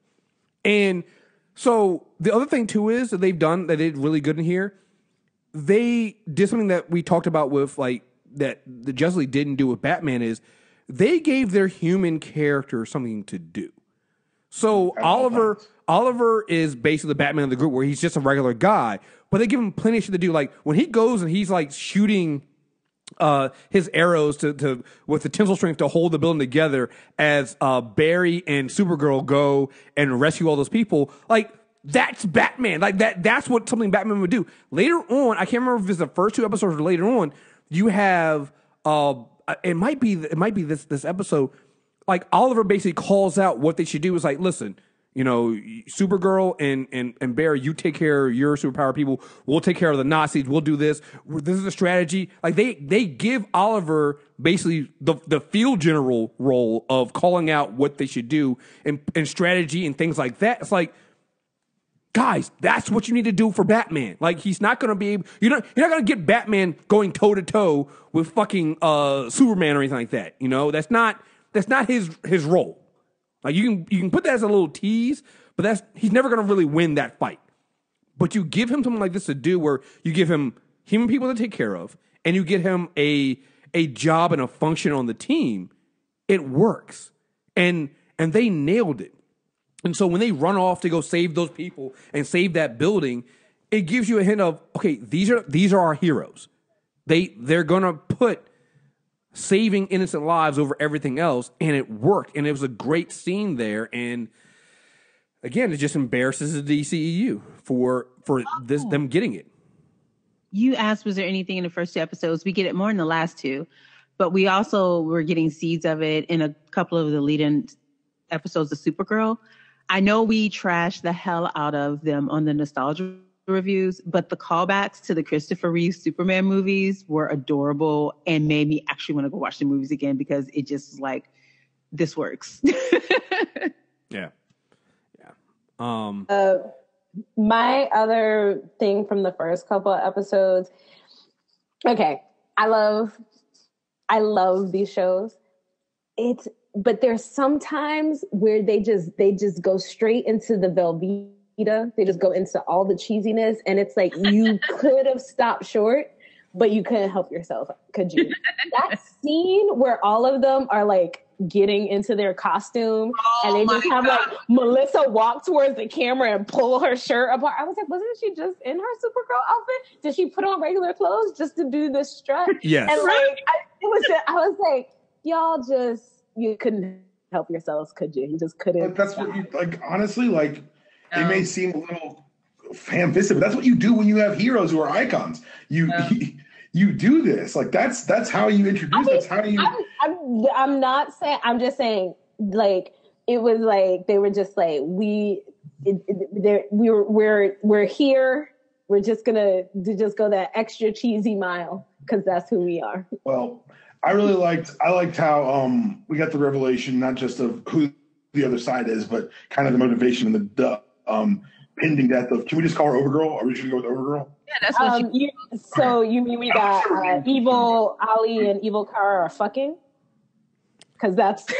I have so many. How is that where your head goes? So Shanna, Shanna, I'm about to piss you off because at first when they kissed, it was gross. But I was like, actually, they got more chemistry than Felicity. They don't have more chemistry than Felicity yes, and Oliver, but they did have chemistry. I was like when they first kissed, I was like, oh my god! But then I was like, this is kind of hot. I have a lot of wrong questions, but I am not going to ask them on this show right now because I just want to like. I'm just saying. So like they having sex, right? And like Cars really get into it, and she like puts Oliver in the leg lock, and like she locks his legs around him. I'm just saying, it's like, has he lost a couple ribs? Like, just I have questions. I'm just saying. I'm not gonna piss on too many people here. Just saying, we might have to have this. We might have to come back around on this and discuss this a little bit later. So, anyway, what else we got here? If we're moving to the second part, like you said, we get the motivation of basically Evil Kara is dying, and they basically want our Kara's heart, which fucking why not? Yeah, they never mentioned how they cut up Evil Kara, which whatever. That's a small note. But I really liked not just that motivation, but the tension between the three of them. And part of it's how much I love Tom Cavanaugh, but I thought that they did a really good job of showing Dark Oliver's even divided loyalties then. And it was a good mirror for Oliver's attempted divided everything now. It was, especially with what's going on thematically throughout the season, they continue the Jackson Stein, like, slow Band-Aid pull of a breakup, which I rewatched the first two parts before we did this. Man, knowing how it ends, it doesn't make it any easier. No, it doesn't. No, it doesn't. And it's interesting because technically Oliver was in charge, but everybody, well, I know Oliver deferred to Overgirl because, hey, that's his woman. He love her and happy wife, happy life, right? But I just got the sense that even though Oliver was in charge, everyone, including Thawne, was like, I don't want to fuck with you. So whatever you say goes. Like, she's laying half dead on the table. Like, did you just challenge my man? And he was like, no, ma'am. Oh, she's the muscle. He's the pretty face. She's the muscle. Like, there's no question about that. I know we talked on Tommy already, but when he did that little when he turned from the scared vulnerable Tommy to evil Nazi Tommy, well done, Colin. Yeah, no, that was good. I loved evil Oliver fucking up the Arrow team just on some. Y'all can't beat normal Oliver. Right. That's how you train by getting your ass whipped. Yeah. Listen, you're not beating like Oliver. You're not going to beat Oliver, yo. Can I say shout out to this crossover eliminating we got to train. You remember that from last year's crossover? I'm like, we got to train by fighting Supergirl. And she's just standing there like, okay, this tickles. Thank you for not doing that this time. What was I going to say? Was this? So we talking about them in the first episode. You got to remember, a lot of things have changed. So Mick meeting Killer Frost, and Mick might be in love now, guys. Trying to scare? Boo. Mick is sprung. Oh, yeah. No, he's not. He's Mick. Yeah, it's like, wait. So you can do... And here's the thing, because I want to say this, because I think this goes off the whole thing, and I'm hoping they stay with this, Caitlin. I love what they've done with Caitlin now with Killer Frost, where it's like, her being Killer Frost doesn't seem to be like making her evil now. It's just her other personality, but that personality, that Killer Frost personality, is still, you know, in charge enough to be like to help. And I think they kind of. I'm hoping that when they did that during that Girls Night Out episode, they stayed with that because she goes into Killer Frost several times in the episode. And the only thing that happens is she changed her shirt. Killer Frost might have a different personality than Caitlin, but she's not evil.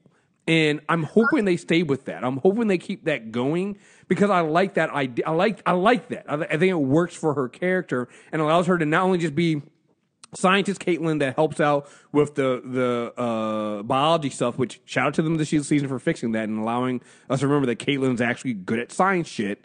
But then when she's actually in the middle of a fight, she can basically turn into Killer Frost and fuck shit up as Bobby Drake. Listen, and I appreciate them letting her keep her snark because when Oliver was doing his over-the-top speech at the end, and she's like, yeah, nice speech. And Gideon was like, yeah, y'all got a message. I love Gideon's personality, but we'll get to that. Yeah. Because, like, at one point, she basically... Didn't she call somebody a bitch? She might have, yeah. So I love what they did there, and again also giving so that it's Felicity and Iris in the vents on some Come On McLean. Love that shit. Another show that I would watch is Iris and Felicity Saving the Day. That is another show that I would watch. Actually, I would prefer them to be in these little mini-sodes that are ads for that Microsoft Surface Pro as compared to Rouse. So they could be doing mini-sodes with Iris and Felicity. Yeah. I would be all over it. Yeah, no, that works. I didn't know that this show could give me so many spinoffs that I'm excited for. Yeah. I want more of the Iris and Felicity, like what's the like Sherlock Holmes kind of Watson thing. I'm here for it all. Yeah, no, it works. And Act 2? You said what? We're going to Act 2? Yeah, let's go into Act 2, where they basically send them off to Earth X with mutant inhibitor collars. And I love how this show didn't soft pedal shit. These guys are full blown fucking Nazis. Oh yeah, they're not. All the way down to the No, if someone can explain to me, don't do it because I don't want to know. Why would Detective Lance be German? Or is the actor just having a great time? This actor's having a great time. Exactly, it's the best. It's like he's no reason to be German in this reality. Yeah. None. No whatsoever.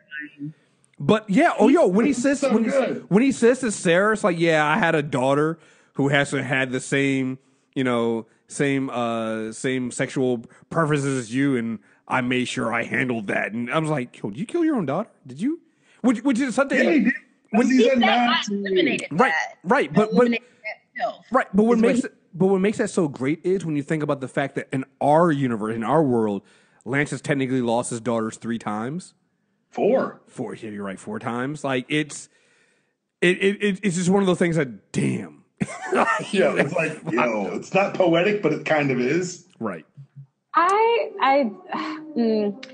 Why when Nazis take over must there be like literally like Nazi flags everywhere? Like the Nazis are very specific about their branding. They've got grade school spirit. This is a lot of Nazis. Like, I'm glad we're punching them and everything, but this is a lot of Nazis. They're big branding. They're big on branding. No, the Nazis were the branding is everything for them. And for what it's worth, they've done a really good job because anything that has that brand on it, you know what it is. Right. Well, unless you're the New York Times, and then you have to ask and you have to dig deep into why they. Well, they also watch Seinfeld, Chris. Yeah, true. They're just like us. Right. They're just real people. Motherfucker. I love that. And that's when we get our Leo. Russell Tovey. Yay, I love him. Russell Tovey. You're talking about Ray. He's talking about Snart. I'm talking about Snart. Sorry. Yeah. Sorry. Leo. Leo Snart. But that leads into Ray and wait, so I'm not making this up right. Like Wentworth came out as either gay or bi, right? He's been gay. Yeah, he's been out for a while. Right. And Russell is gay. So for the first time from what I remember, they have 2 gay men who are playing gay characters. And wait, I thought Wentworth was bi. He might be bi because the reason why I say bi because he makes that pass at Sarah as well. And so I wasn't sure. I'm over here like I thought it was cool that like he was a bisexual and his character was bisexual. But let me double check. Also, I'm trying to make sure I still got a shot. Right. So I don't know, but either way, like you said, it's and it's so sad to say this in 2017, but it's revolutionary, right? Because you don't actually get that. Right. Usually, you get people from a community portray themselves in that community, particularly when it comes to sexuality. Because normally, I think women is a little less. They do it more with women, or less with women. But when it comes to men, particularly, they usually get a straight white man to play a homosexual character, and so to get, and then he gets an award, right? You know, so and then they find out that he's been inappropriate with women. Anyway, so it was good for them to do this, and I thought it was a great. Like, to be perfectly honest, I didn't see it coming, but now that they did that, I love it. I think it was great. And the fact that they were so unapologetic about it and they actually kissed several times during this episode, I know made so many people uncomfortable, and I fucking love it. They were so sweet together when he was like, I hate it when you look at you. He's like, I can't say no to you when you look at me like that. That's why I look at you like that. I was like, yeah, it's so adorable. Number two behind very nice. It was a good logical extension of the anti-Nazi undertonings of the show. Yeah. It was another reminder that, hey, Nazis won't like this. If you don't like this, think about yourself. Right. Mm-hmm. Like, so any of these new age Nazis who were like, well, I'm going to watch the crossover because they're going to have my people on there, immmentally got catching all the motherfucking bullets. Visually punched in the face. Are you cheering? Mm-hmm. Are you cheering for Cobra Kai? The minute I saw the trailer for this, I was like, "Oh, we punching Nazis? I'm in. Right. Let's punch some Nazis, guys." So anybody who watched this thinking Nazis were going to be glorified isn't it? Well, you know the three big superheroes said it together in the opening episode. I hate Nazis. Right. You know, listen. The new age Nazis aren't that fucking smart, so. Some of them probably did look at this and thought, "Oh, our people," and immediately got fuck them. So, but no, I thought that was great. Here's the thing, and just jump to the end real quick. I actually thought Ray was going to come to join because what happens with Stein. Thought the Ray would join the Legends of Tomorrow instead. I thought it was kind of weird that Leo stayed when it's actually Ray's do Earth. A cold gun, then do a flying bright man. Right. I'm just saying, I thought it was kind of weird. I was just like, yo, it's your Earth. Why are you both not staying? Like, okay, whatever. I'll take it. What I was going to say, Can we talk about how much Leo loved everybody's fashion sense? Yes. Leo had them stop as like, I brought our clothes so we could change for the fight. He's very thoughtful later on with Ollie. Right. He's like, yo, I just thought we needed to, thought we needed to get in costume. Let's be fashionable if we're gonna do this, you know.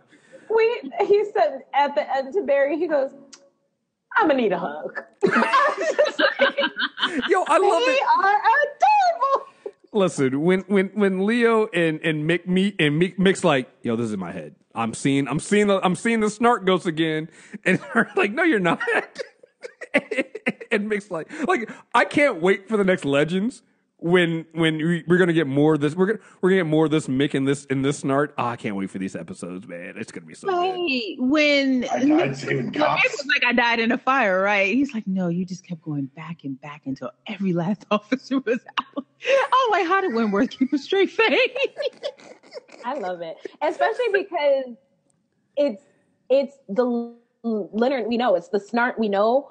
But also just enough difference that he's playing it in a way that you're like, this is a completely different person. And I love that. Yo, the inflection and everything sounds so much like Snart, but it's just, I don't know. He brought a quality to it that made it a different person. Yo, when Barry told him what the old Snart said about the plan, and Leo was like, that's stupid. You have to calculate every possibility. I'm like, oh my God. Like you said, it's so similar but so different. And they gave him the glasses. They gave him the fucking glasses. And the coat. And the hood back. In the hood, like, oh man, it's just they got it, man. They understood what we wanted, and I'm not gonna lie, I know Wentworth is done after a few episodes, but I really need at some point them to bring him back to do a proper road. It's just, I'm sorry, I need him to die so Jax can have a cold gun. Yeah. So you think that's what they're gonna do with Jax? Yeah, or just be the mechanic, which. Well, all right, y'all, we ain't there yet, but we gonna talk. We'll get there. Well, trust me, I've got the tears ready to fall. Yeah. Don't you worry about that. Thank you. Okay, well, you would be doing a better job than Franz did. Absolutely. He was next to Victor Garber. No, partner. Even after that, I feel like our Black British excellent actor warranty is defective, and we need to use it to get a new one. We need a trade in. We'll talk about Franz's not acting later. Now. Let's talk about the fight that got us there. Yo, come on now. Oh. Yo, they did Red Tornado. I did the Red Tornado from Supergirl. Well, and they did some. The Kmart Red Tornado. And I'm not gonna lie, that's what got me. It's like I saw the poster and I saw them. I was like, yo, is that Red Tornado back there? No, they're not gonna do that. And then they did, and I'm like, wait a minute. I remember them trying to do Red Tornado on season 1, right? Season 1 they did Red Tornado, and it was kind of a broke down Red Tornado. Not bad, but still broke down. This is definitely Red Tornado. And what are we doing here, folks? Like, see, what are you guys doing to me? Why are you dancing on the DCEU's grave like this? Why are you? Come on, guys. This is unfucking fair. So you get the Ray and the Flash versus Red Tornado. Which, by the way, shout out to Barry for running correctly. I just listened to our spoiler review, and I'm like, I think it's official. This is the 4th podcast I've heard where people are just, or the 4th area I've heard where people are just tearing into Ezra's run from the because he's so lucky I was muted because the laugh that I just gave really oh my god. Because nobody runs like that. Like he runs like he's what is this? It's that Ace Ventura gif where he's just like, his arms are flailing. What are we doing here? Like y'all are not selling me on seeing this movie. You do know that, right? Well, I mean, shit. It's like, and what kills me is like Ezra Miller is a great actor. He could definitely run correctly, but he is not running. A great athlete is not a good athlete. Well, but you can act. You don't have to be a good athlete. You can act. That's how that's just how he runs. Oh god damn it! Like I'm putting this on. I'm not putting this on Ezra. I'm not doing that. It's just like Barry, just with the knife hand running and the pumping the arms, and it just feels like the Flash. Like, and it's so good. Like, and look, I love that scene because they're also at one point running past a train as they do it with it's just everything in that thing. It's so good, yo. And then they hit the power combo with It just. We also get full on, I guess, concentration camp Felicity. Like when they try to get Ollie to shoot Felicity. Mm-hmm. My tweet last night was, I never expected on a primetime superhero show to hear the word Jewess. He called her a Jewess. Hard Jewess. Yo. Oh wait, did we talk about Metallo? Oh shit, we forgot about that. Yeah. Well, so did they. They threw it in like every time the guys are about to win, like, by the way, we have a robot. Right? Like I forgot. They saved Kara and they're running like we're free. And then Metallo comes off the elevator like Thanos did out of that portal, like it's like I was in lunch, y'all. What's up? Oh shit, they got loose again. Bam! Like I was like, what the hell? Like what the fuck were y'all think? Where the fuck do y'all think y'all going? You don't get your ass back on that fucking gurney. The fuck do you think you doing? So end of hour 3, they get back to our Earth, and listen, they shot them. This 4th hour was some shit. Now,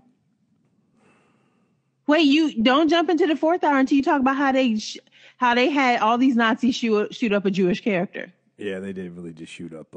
They shot the fuck out of Stein. Yeah, they shot Stein, and we got our last little bit of Firestorm action, probably. Yep. Yep. No, they have to figure out something. I knew Victor was leaving, but I was like, y'all didn't have to kill him. Let that man retire. Yeah, I thought it was just supposed to be a small thing. Like he was just gone for a couple of weeks. They were the jump to the end. Jump to the end. All they need. They did throw some dirt on his grave, so maybe the dirt will rise, and they might get a mother box. And all they gotta do. We have a Flash. Done with you. Oh, I'm just saying. You better be glad you record. We can resurrect. They can 2017. They're gonna resurrect Stein. They're gonna put him in a black uniform, and he'll come back, and they're gonna digitally add a mustache. Though. Right. No, next week they're gonna have just they're gonna digitally add a mustache and white hair that are gonna be like the death of Stein, the death of hope. Right. Okay, so we're at the point. Can I now ask for my warranty trade in? Look, he got blown off the screen by a legend of stage and screen. I'm okay with that. I'm not talking about that. Your acting could have been terrible, but you sit up there sniffling and scrunching up your face, looking more constipated than grieving. I'm sorry. Everyone grieves one way. He grieves by that. No. If you are going to try to pretend to cry, ask them back in the day during when they did soap operas. Because people couldn't cry the way they can now, apparently, they used glycerin. Put some fucking glycerin in his eyes so he can drop some real tears. Because that was really painfully obvious.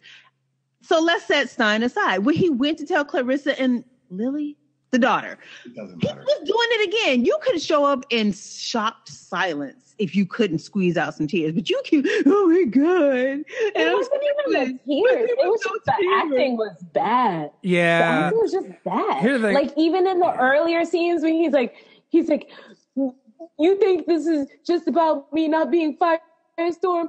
You were like a dad to me. I was just like, I don't believe it. Yeah, I guess. Look.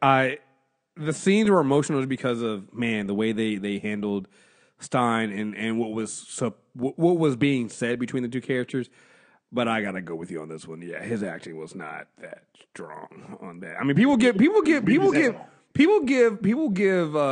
Emil shit for his acting, but he would have handled that scene better. He has handled those scenes better. AppleCare told me that we were supposed to get all the great Black British actors. This is a defective model. I want an exchange. You want to take this one back? Yes. I'm just saying. So we talked about the bad. Let's talk about the great. We'll talk about the bad. Let's talk about the great Victor Garber. Holy shit. Listen. Holy shit. Hey, if he was gonna go out, gotta go out like a legend, right? And no, like a fucking legend. Yeah, like all them bullets for him, all of them. Look here, man. You guys know me. I'm the cold-hearted son of a bitch on the show. Even I got a little. I was getting a little emotional. It was getting kind of dusty in here watching my man not just take them bullets, but still hit the switch. And then even at the end where he's like talking to Jackson, things that went on, like it's, whew, boy, yeah, they got me. So shout out to how they handled the send off, and I wasn't expecting them to send him off like this. I was still expecting him to just leave, but they actually killed him off, and whew, boy, it really felt like a comic book crossover because they always tried to like the one signature death and like a couple moments of levity and lots of big action scenes. And you're right, it caught me off guard because I knew he was leaving. I didn't think they'd kill someone. And you know what was amazing about it too, and how they showed everyone's reactions. Like you saw Barry and Iris just like shit, and how Caitlin and Cisco are just standing there staring out, thinking all of these people connected by this one person, you don't realize it. And Ray, who was doing the appropriate amount of crying, I might add, with actual tears. Well, Brandon Roth is also a good actor, so there's that. Yeah, Brandon Roth's a really good actor. Underrated. Him, because of his connection to Stein, mourning and then thinking, oh shit, where's Jax? Who, aside from the funeral, never shows up again, but that's okay. It's like, yeah, we good. He was fixing the ship, which is his new job. So as an aside, because I thought this, so this gives them we now have an opening for a powered member on the Legends. Wally. When Ray's busy, or Wally and Ray when he's done liberating Earth X. Well, so that's what I thought too. Originally, I was like, well, we can bring in the Ray, and so now you can because I mean the powers are different but kind of similar. Or again, to me, with a lot of people wanting more stuff for Wally to do. Yeah. And again, I get why usually they wouldn't do it. I don't condone replacing one black man with another black man, but in this instance, I say let's do it. I say let's do it. Yeah, I mean, you can take Wally out of the time stream, and it gives this way when things go down on the Flash, you don't have to go, oh, well, where's Wally all the time? You can basically go, he's out of time, and it's a perfect way to deal with it. And at the same time, I don't see them doing it because remember the legend was picked because they don't. They said they don't matter in the long run. That was in the first season, though. They kind of like, and that was also probably a lie. Yeah, that. They like at this point, Amaya is literally picked from out of time has to go back. and has to go back and went back and then came back again. They have Zari on there who again also to me that line from first season they've kind of just said fuck it. There aren't that many of those heroes from the first season left, right? And not only that, but it's like it doesn't make sense anymore either because like they clearly do matter. Because when they kill off some of them, they like I said, I don't think that's a problem anymore. I also don't see them bringing Wally on there, although I would like for them to do it. I don't see them doing it. I do see maybe them bring the rain. Hey, here's a question, and it's kind of all topic but similar. Did they ever release the CW Ray show on CW Seeds? No, it's coming out. It's a sequel to this. It's a continued Adventures in Earth X. So how? Because they like in that from at least from the unless they reshot it from the trailer they showed at San Diego Comic-Con, Supergirl and Evil Oliver are on that team fighting them. So how is it going to be a sequel? I don't know. Maybe it's nothing. Maybe it's a prequel. Maybe it's got to be a prequel. That's the only thing that makes sense to me because those characters. Yeah, I don't know. We'll see.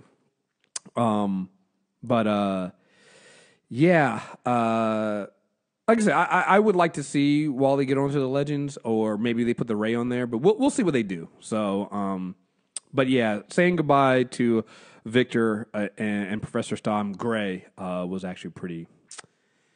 Yeah, not too shabby. Didn't see it coming, and like we all knew he was leaving, but not like this. And no, I don't think anybody saw that coming. So, let's see what else I got here.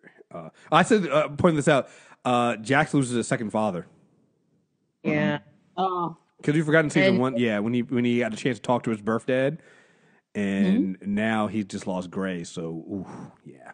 And if a better actor had been there, it might have made me feel a certain kind of way. No, I'm sorry. Oh, We got I said giant man Ray again. Oh, just partly. Just for a second too. Just like as if to slap somebody. Wasn't that another Marvel reference when he said in Biggins? No. I thought Miss Marvel immediately, but I don't know if that was. Well, if you think about what she did with her, she's done with her hands before. I guess you could say that. I can see where you get with that. Man's done it. Elongated man's done it. Yeah. And remember, they've done it with Ray before too, right? In the first season of Legends, I think he got. No, last season. Was it last season? Yeah, when he goes, when he gets big, he's like, whoa. Okay. I couldn't remember what season it was, but yeah, they've done this before with Ray, so nice for them to throw that in there real quick. Let's see what else I had here before we get into that final battle. Yeah, so the pep talk that I don't know if it was before. I feel like it was before the battle. It was. Ollie was a great one. No, not that one. Ugh. Oh, okay. Not that one. The conversation that Alex and Sarah have, is that after the battle? About her not. It might be before when she was like telling her about like Maggie might not be. You go trust your instincts on your relationship or something like that. That was right before. That was the little touchstones they were doing right before the battle. Right. Okay. Yeah. I love that because everybody's been telling her that, but I feel like in this moment, it was the first time that Alex freaking out over this didn't bother me because it was almost like you needed someone potentially from your community to talk to you because everyone who has been having this conversation with you is outside of that community. And maybe it took you being with someone who was intimate with you to have that conversation. Yeah. Sometimes it just comes different from a different place from someone who may be experiencing it or may have experienced it as you're experiencing it. Well, And it's also her first lesbian relationship. So, like, you know, she didn't even come out until recently. So I'm sure she's probably like, well, will I ever find another woman? right. Like, I really like the pairing of Alex and Sarah because, like you said, it gives Alex somebody to talk to who's in our community who understands that. But also, it's just like they're very similar. Like, remember, like what Alex was so freaked out and worried about when they were stuck on Earth X about her sister dying, and Sarah was like, "Yo, my sister died. I understand this. I understand what you're going through because I've been there." Like, there are so many similarities between Sarah and Alex, and I think, like you said, like beyond just a sexuality thing, it gives her somebody who finally understands where she's coming from, you know, and I think that it's what the character needs. And again, I haven't caught up on Supergirl. I know the season is really great, but I listened to you guys' review about this stuff, so I know. And I think that's something that's always kind of been a thing with Alex anyway.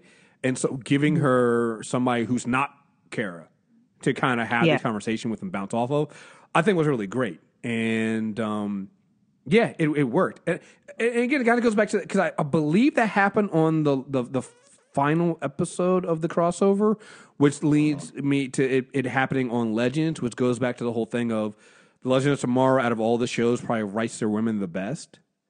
Yeah. I thought that was great. That's why I like to pick, even if it's not like in a relationship. I like Sarah, and I want to see more of Sarah and Alex because I think they do work out really well. Yeah. You said what? Yeah, I said even just as friends, if that's where they decide to settle. Right. Alex is a friend outside of her sister. Yeah. And I also just going back to the first episode when they did sleep together, I love the fact that Alex was so freaking out. He was like, "Oh my god, I had a one night stand. It's like a guy," and Carr just basically like on some, "Yeah, have fun. It's okay." Like it was so good. Watching her freak out, I was like, "I don't do this. This is wrong." I'm like, "Hey, nah, it's good. You live your life.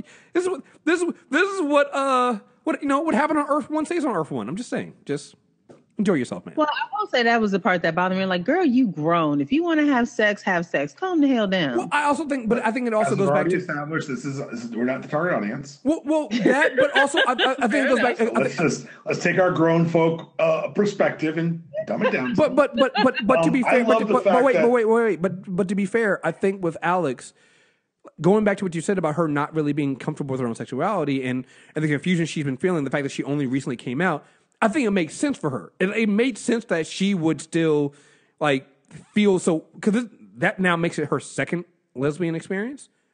Yeah, and so I can see why she would be freaked out and be confused and feel bad about it because she feels like.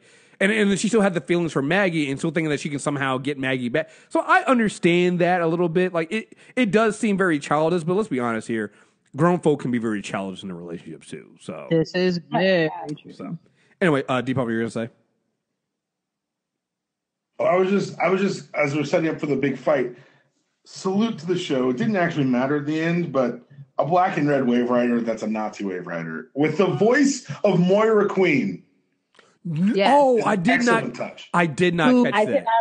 I did not realize that. It's Moira Queen. They got everybody back for this motherfucker. Who gave no fucks. Zero fucks. Like, Yo, yeah, Holly's like, shut up, machine. Especially because she was like, yeah, she about to die, so. I was like, quiet you. But it's all window dressing. It's all setting us up for. Look, when I tell you it's that much better than Justice League, but look, dunking on themselves is like an understatement because wow, they did the whole Avengers one-shot thing. Of course, it wasn't actually one shot with this, but they were able to swing it around and make it feel like one shot where they had all the heroes doing their action stuff, and they didn't even have to slow it down like they did in episode 2. Like, listen, here's the thing, all right? People always get on us about being in general, people being too hard on the DCEU and things like that. And, whoa, why can't we all just like everything? And blah, blah? Because everything's not equal. And you cannot tell me that even if you enjoy Justice League, which I did, I enjoyed parts of Justice League, acknowledging that it's a mess. You cannot tell me that what they did in Justice League holds even a candle to this 4-part miniseries on TV. It's not even close because they give you the moments. It's the moment that we said in the trailer for Infinity Wars where they show you. Shout out to Disney and Marvel for making sure there's a black woman also helping lead the charge of the Avengers going into battle. But like they always do this where every single Avengers trailer, that first teaser gives you that moment. They give you that hero moment where you get all of the heroes together and you see it and you're like, that's the hero shot. The Arrowverse does it too. They give you that hero shot and those hero scenes of our heroes doing what heroes do, and you feel it. And that does not happen in the DCEU. And you cannot feel that same feeling. And it's not being too hard on the DCEU. It's saying we deserve better because we've seen better. The fact that the TV shows gets this and does it, and then the movies can't, you should be pissed too. You should be wondering why we can't get this. It's not about, don't lower your fucking bar. Like, I'm so tired of seeing people do that going, well, I mean, it can all be, it's not all good. It's not all good. They're not all the same. It's nowhere even close. Like, it just drives me fucking insane. And watching this, I don't even feel bad anymore saying it. Watching this made Justice League even worse because of the goddamn TV show on the CW, guys. CW. If you had told me the CW, forget Marvel. If you had told me the CW was going to do basically the Justice League better than the actual fucking $300 million movie, I told you to get the fuck out of here. I told you to get the fuck out of here. Like, remember last season with all the problems of that crossover, they put the Hall of Justice there. They know. They give us the shots. They give us the moments that are not just for people, the general audience to understand, but also for us, the comic book nerds, to see and get, and you feel that moment. Like, going into this final act, we were all ready. They have primed us for 3 hours already to be ready for this moment. And we get it, you know? And we see it. Supergirl versus Supergirl. Oliver versus Oliver. Flash versus Eobot. And then the rest of the fucking team out there, doing what they got to do and getting their moments. Like, what else can you, like, are you kidding me? Justice League couldn't do it with 6 characters. How many characters they have in this final fight? Absurd. Yes. 100. Right. It just, what are we doing here, guys? It's not even close. It's not even close. And it's not, we're in Fox territory where people are lowering the bar because they want it to be better. But unlike Fox, we're seeing that, oh, no, we can definitely do better. Like, DC TV is doing it better. And they're giving the fans what they want. They heard the fan complaints last season, and they were like, "We got you this season." And good God, did they fucking, like, did they do it? Like, Killer Frost. I can't remember if it was the final fight or earlier in there where she basically makes a bunch of. It might have been in Star Labs where she basically makes like giant ice knives and she starts cutting up fuking Nazis. That's actually at the wedding. That's at the wedding. Yeah. Like, what are we doing here? Guys, like, how I'm sorry. It should make you frustrated that a $300 million movie got outshined. Forget Marvel. Got outshined by a CW TV series. Should make you upset. I know it makes me upset. It does. Because this was just, it's unfucking fair, yo. Oh, it don't upset me because that means I can save money at the theater. Yo, I literally saw people say this. I saw people go, I haven't seen Justice League yet, but I don't think I need to now. Which is the correct answer. I'm sure it'll show up. I'm sure it'll show up at some point on HBO streaming. I'll catch it then.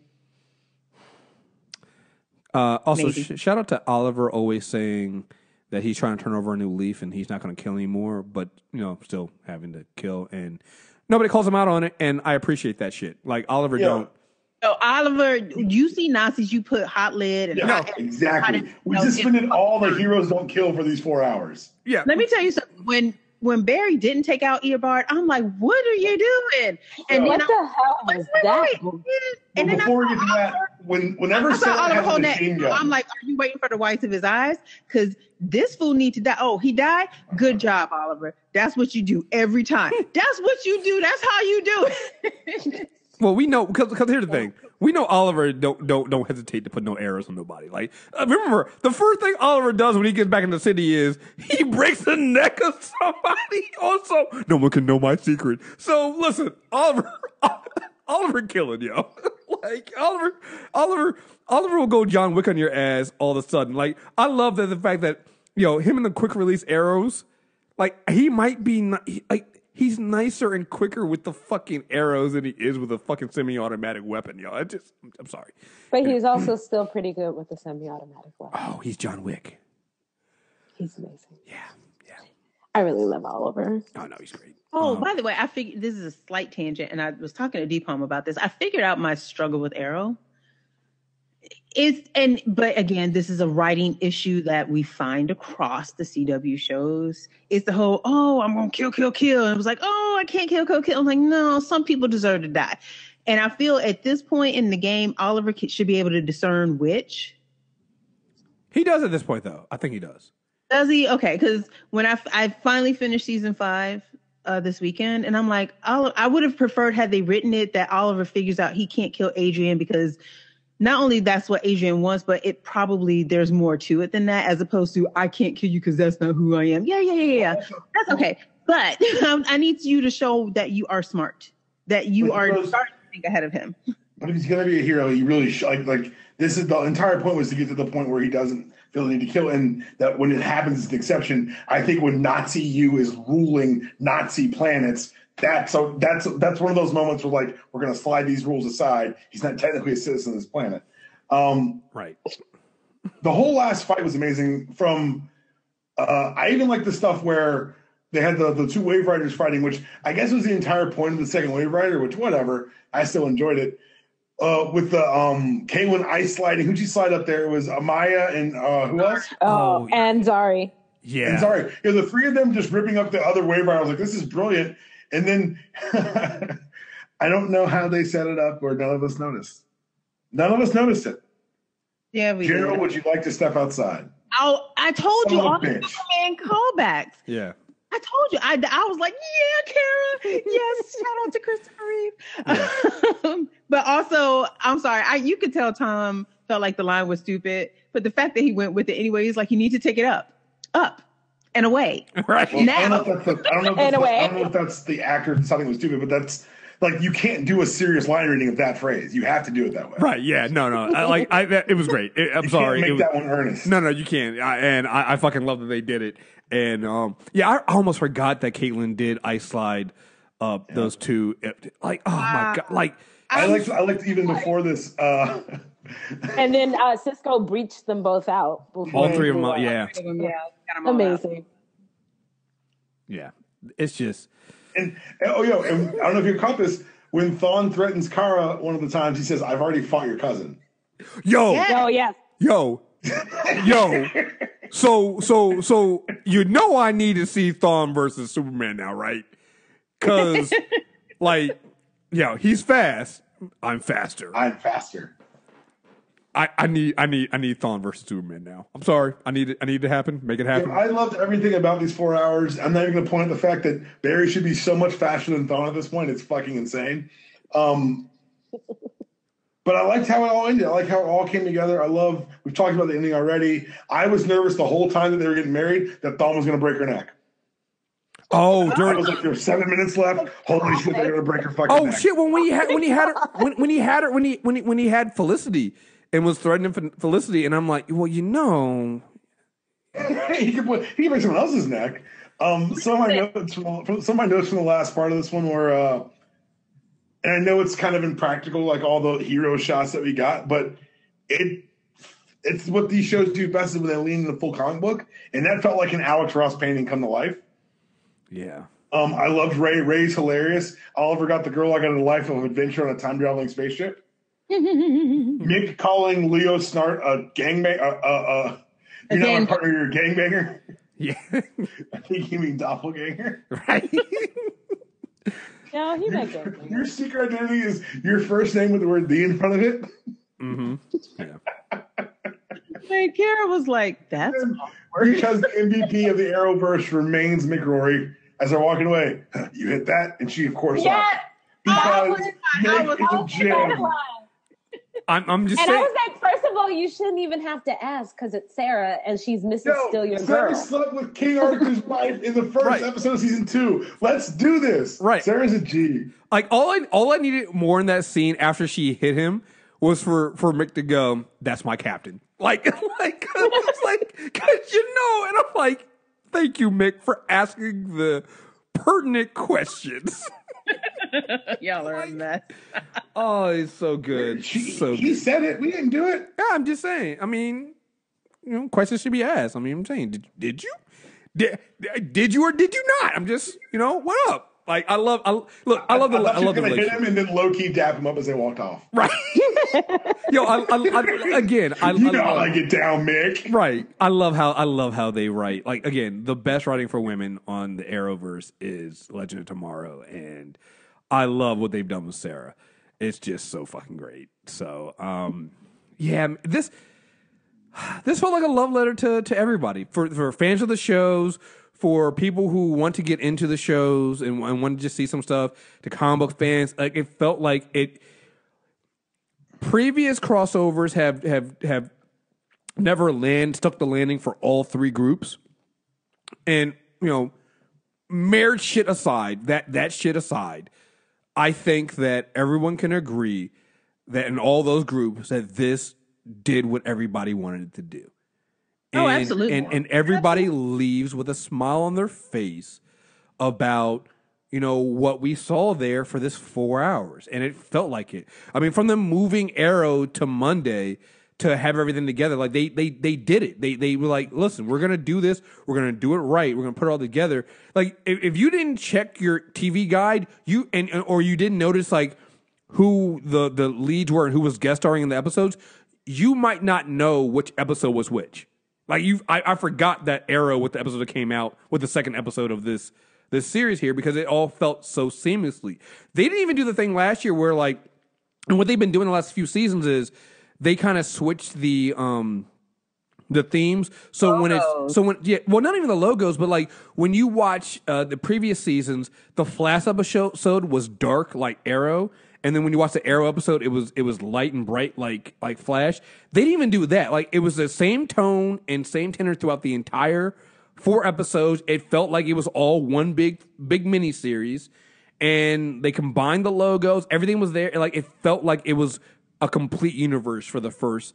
I mean, I don't want to say for the complete universe for the first time, but as far as crossover concerns, it felt like one big happy universe. And it was just fucking great, yo. So. Are you ready for feedback? Yeah. Folks had a lot of thoughts. Not a lot of folks, a lot of thoughts, but folks. A lot of thoughts. Not those kinds of thoughts. Anyway, Gil. Hi, Gil. Thoughts and questions. This is the Justice League we deserved. Better teamwork than all the X-Men movies. The black man was the first to die. They gonna stop doing my Jimmy wrong. So they gonna stop. Whoopee fingers, though. Barry and Iris' daughter, granddaughter, distant relative. I'm here for an Earth One Legion of superheroes. All of Mick Rory's lines were gold. You hit that. I tried to kill the groom a few times, so I guess Brideside. Tommy, that was an awesome surprise. I thought it was going to be Adrian Chase for a moment. Of course, Oliver has a kryptonite arrow. That boy is prepared for everything, especially after training with Supergirl in the last crossover. Training, I'm putting in quotes.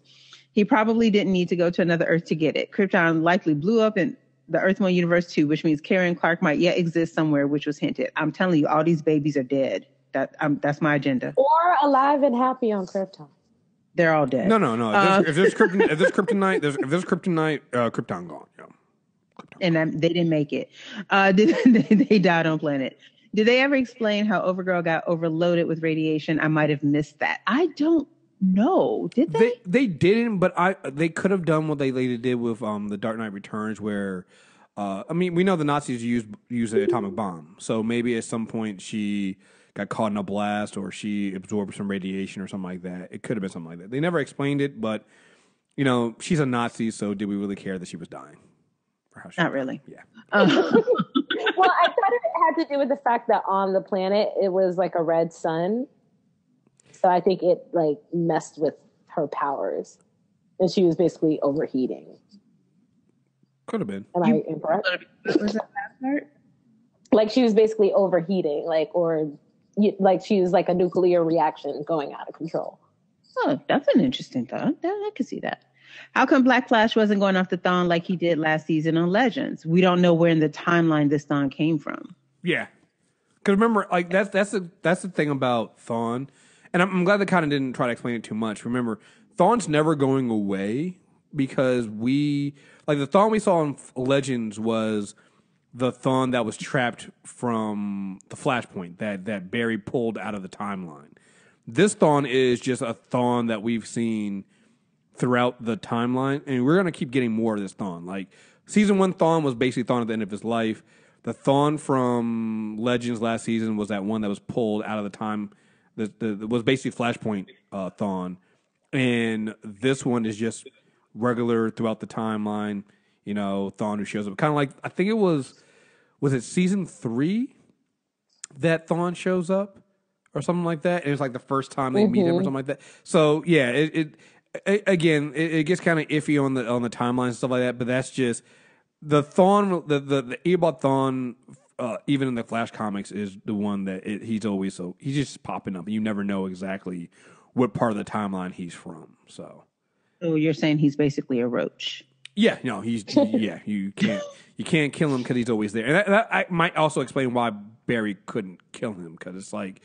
You kill him. Where you are. I don't know what timeline you're from. I kill you. I can then erase myself from the time. So it's like that's why at this point he can't kill him.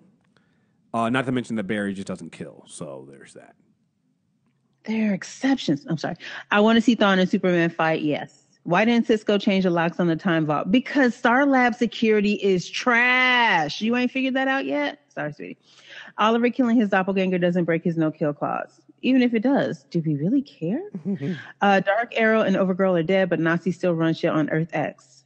Well, don't forget Wynn was over there. So, and I feel like they said once they got that breach closed up, it would turn the tide of their resistance battle. But they never got it closed. No, they blew it. They didn't, because Red Tornado didn't. They stopped Red Tornado and then they went to the breach. So. Ooh, if they ever go back, Wynn gonna kick their ass. Ooh, yeah. I mean. But here's the thing.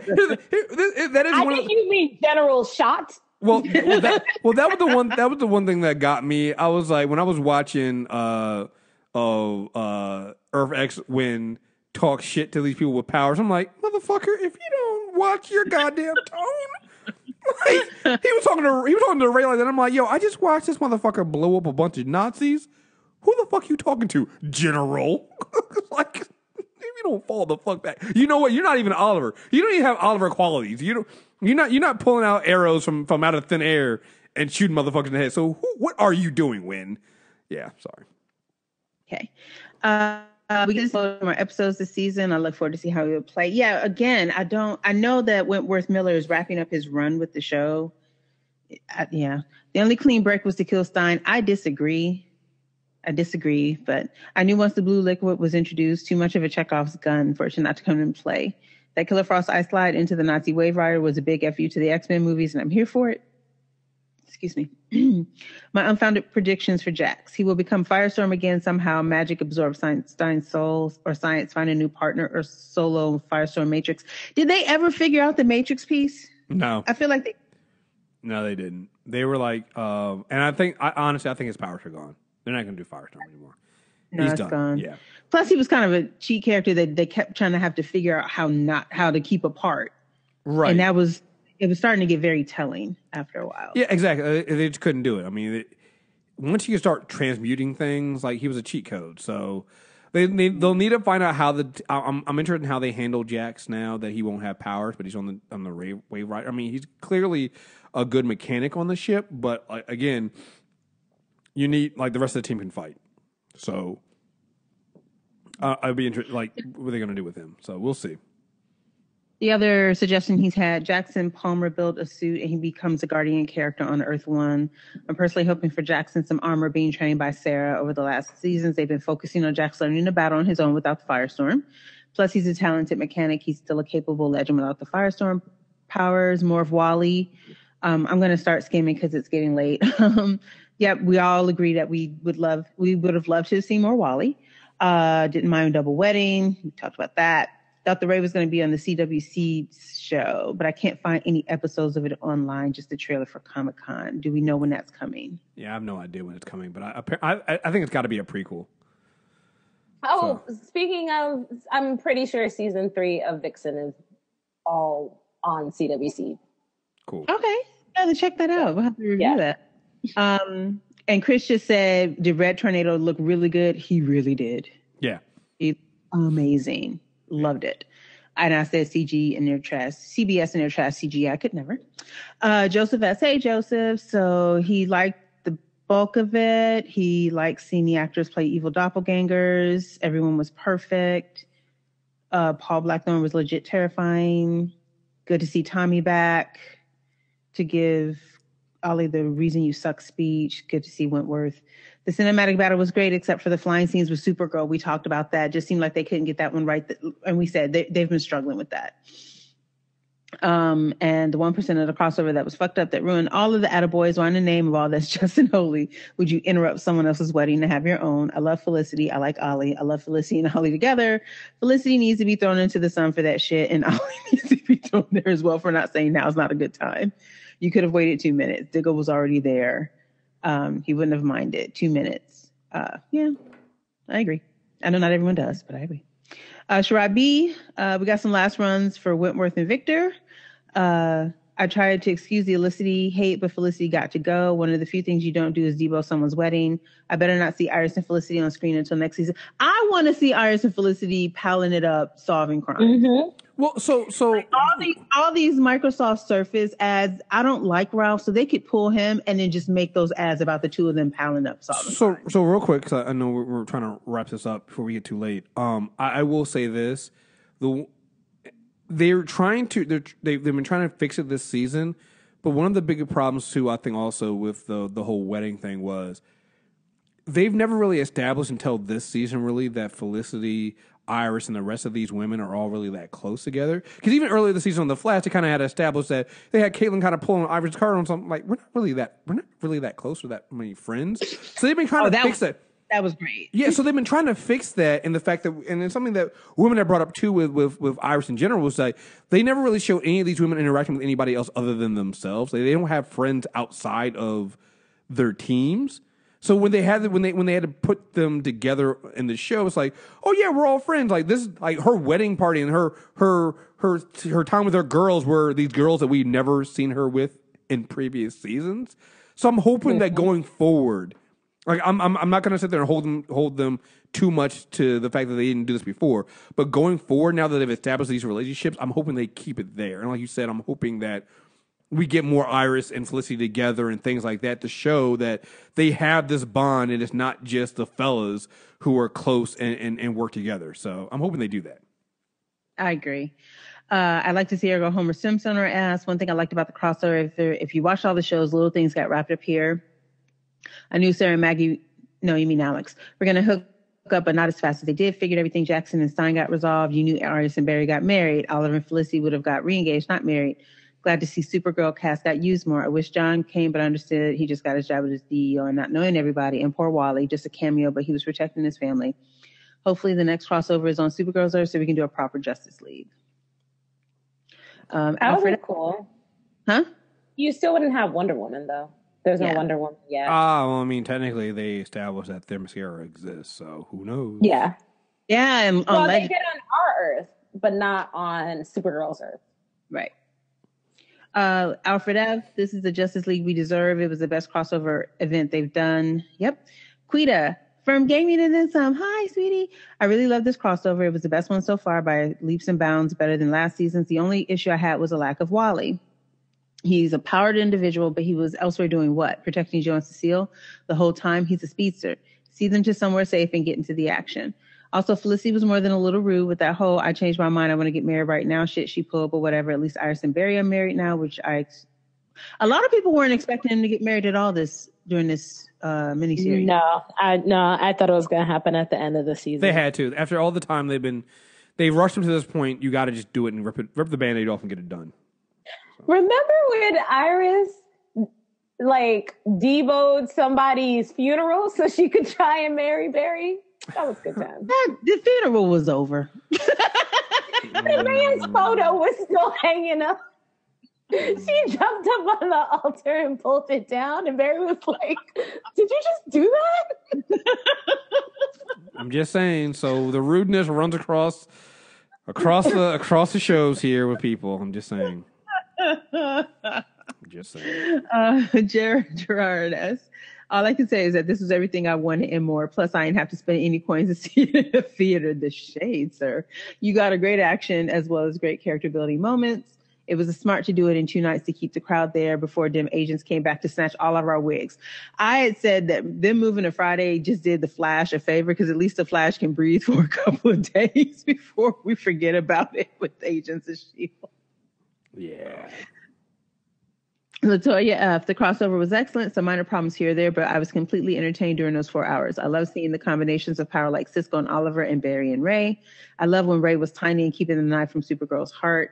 Things happened the way we all expected them to, but it was done in unexpected ways. My only quips are the last few minutes. I'm sure the doc has that under control. And friends, I just needed a little water. Just a touch of tears would have worked. Hell, he could have had the glory tear.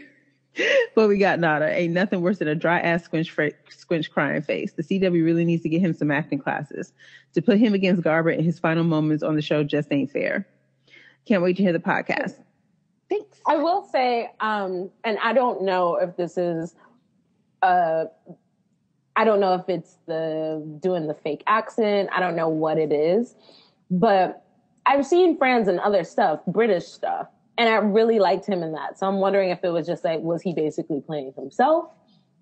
Like what the situation is, because it was really, really bad, you guys. Have you seen him cry and other stuff? I know. A lot of stuff I've seen him in is comedy. But even a couple of episodes ago on Legends, when he was pretending to be Stein.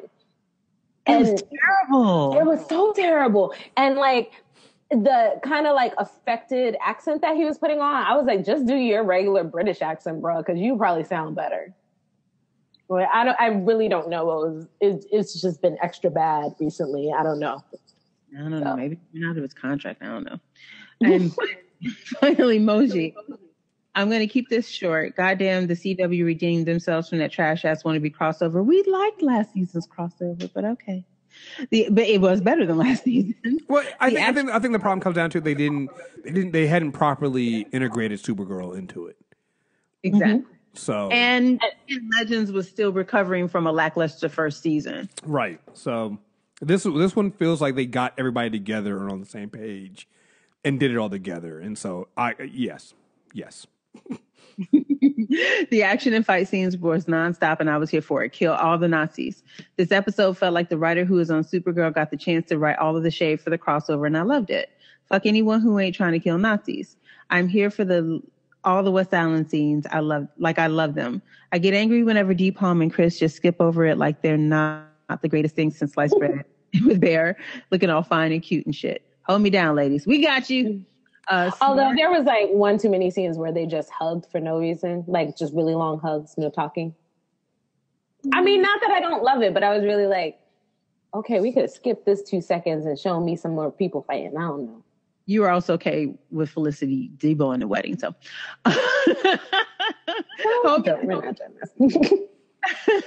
Snart and Hal, be still my heart. So fucking adorable. Yes, I need Ray and Leo back. CW went full diversity with this crossover, gay, people of color, and just fucking killing Nazis. I really do wish Barry and Iris got an over-the-top wedding ceremony, but I'll just live vicariously through Meghan and Harry. Diggle's biceps, though, damn, a woman could get a good night's rest on them. I think we're drifting. The budget must have been out of control. How the fuck did they afford it? I hope the rest of the season doesn't look like dollar ramen noodles. That's the amazing thing. They did this really, it had to be a really expensive ass event.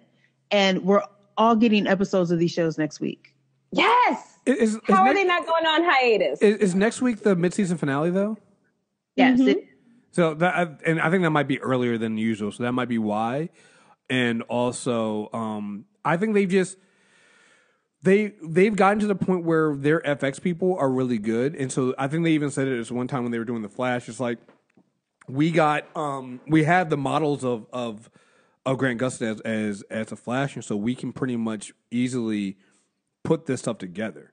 Like they're not reinventing the wheel with some of the stuff they do because they can pretty much just plop them in there. And again, it still costs money, but they have it down to a science, and they know what they're doing.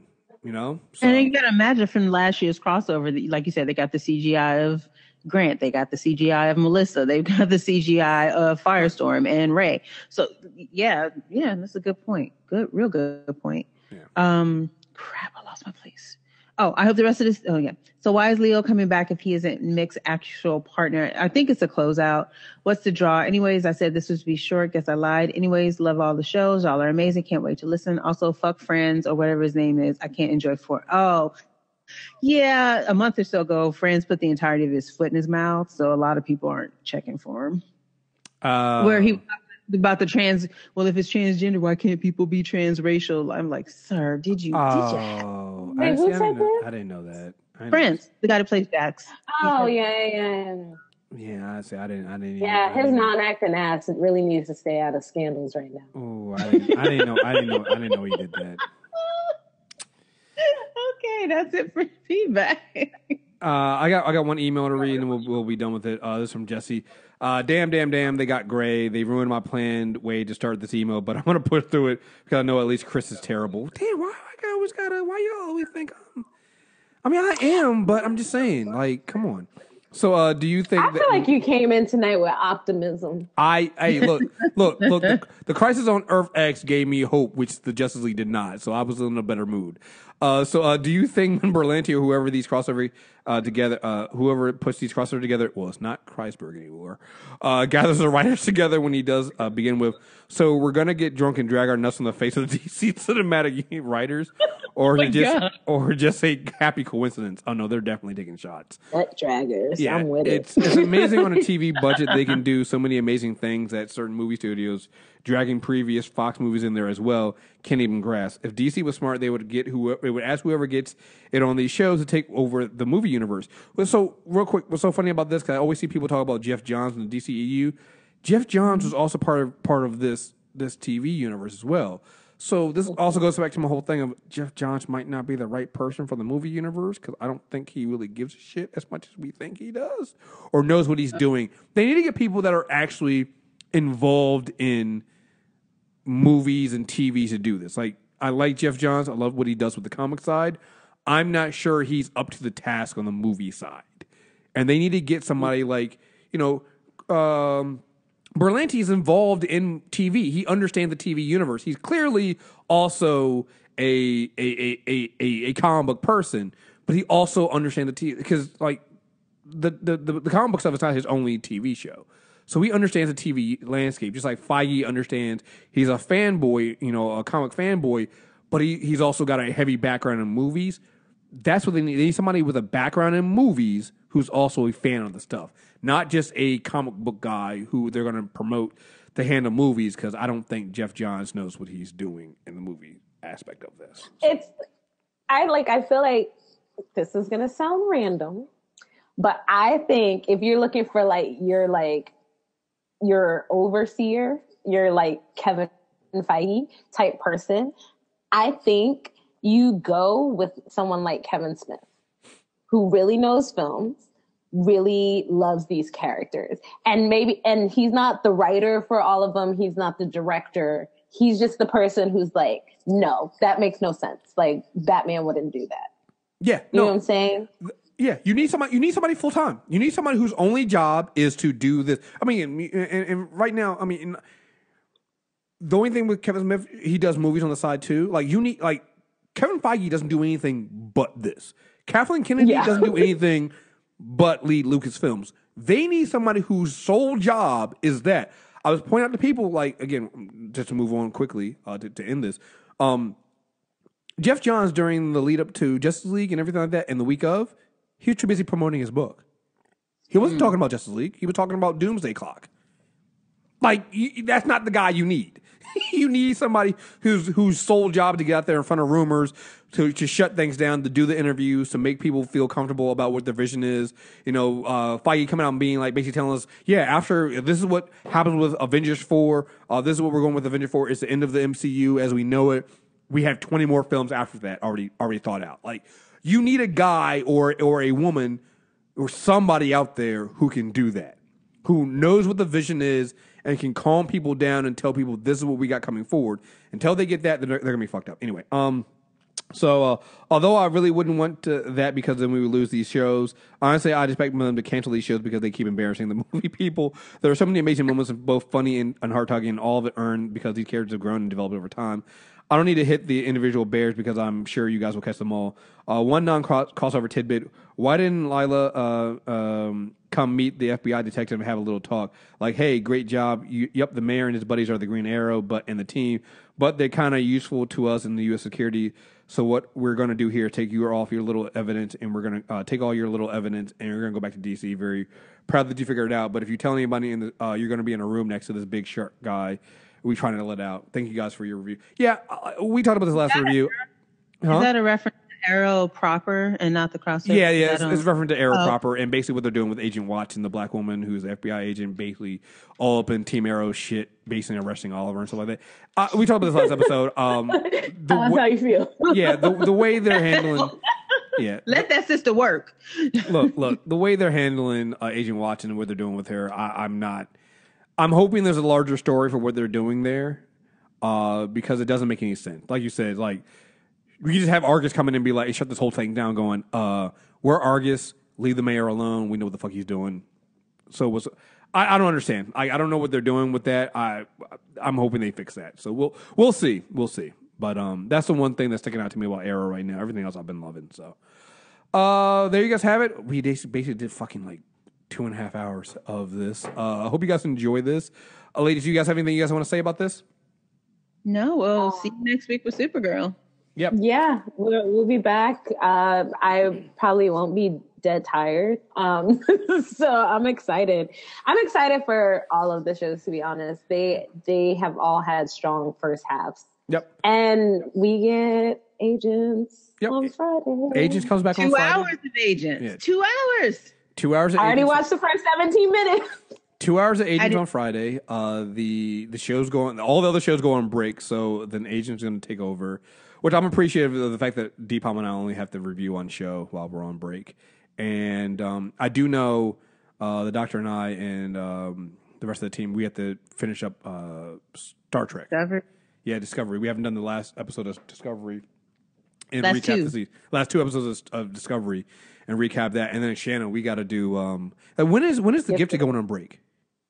Actually, speaking of, I was going to look it up right now on my. Okay. I use Next Episode for those of you guys who are like, looking for an app to keep your stuff together. Yeah, I need to find out when. I need to find out when they go on break because we need that. So, let's see. It looks like the next upcoming episodes are next Monday, and that's all they have. Yeah, so we'll see. So next Monday might be the mid-season finale. Okay, so we'll have the Gifted coming up on that as well. We'll fix that. So those will be coming up in December, and then other than the Agents, Super Tuesday. Oh wait, I am a liar. The 11th. We got 2 more episodes. 2 more episodes, and then we'll do the Gifted as well and break that. So stay tuned, folks. Thank you guys very much for listening to us, and until next time, we're out of here. Peace.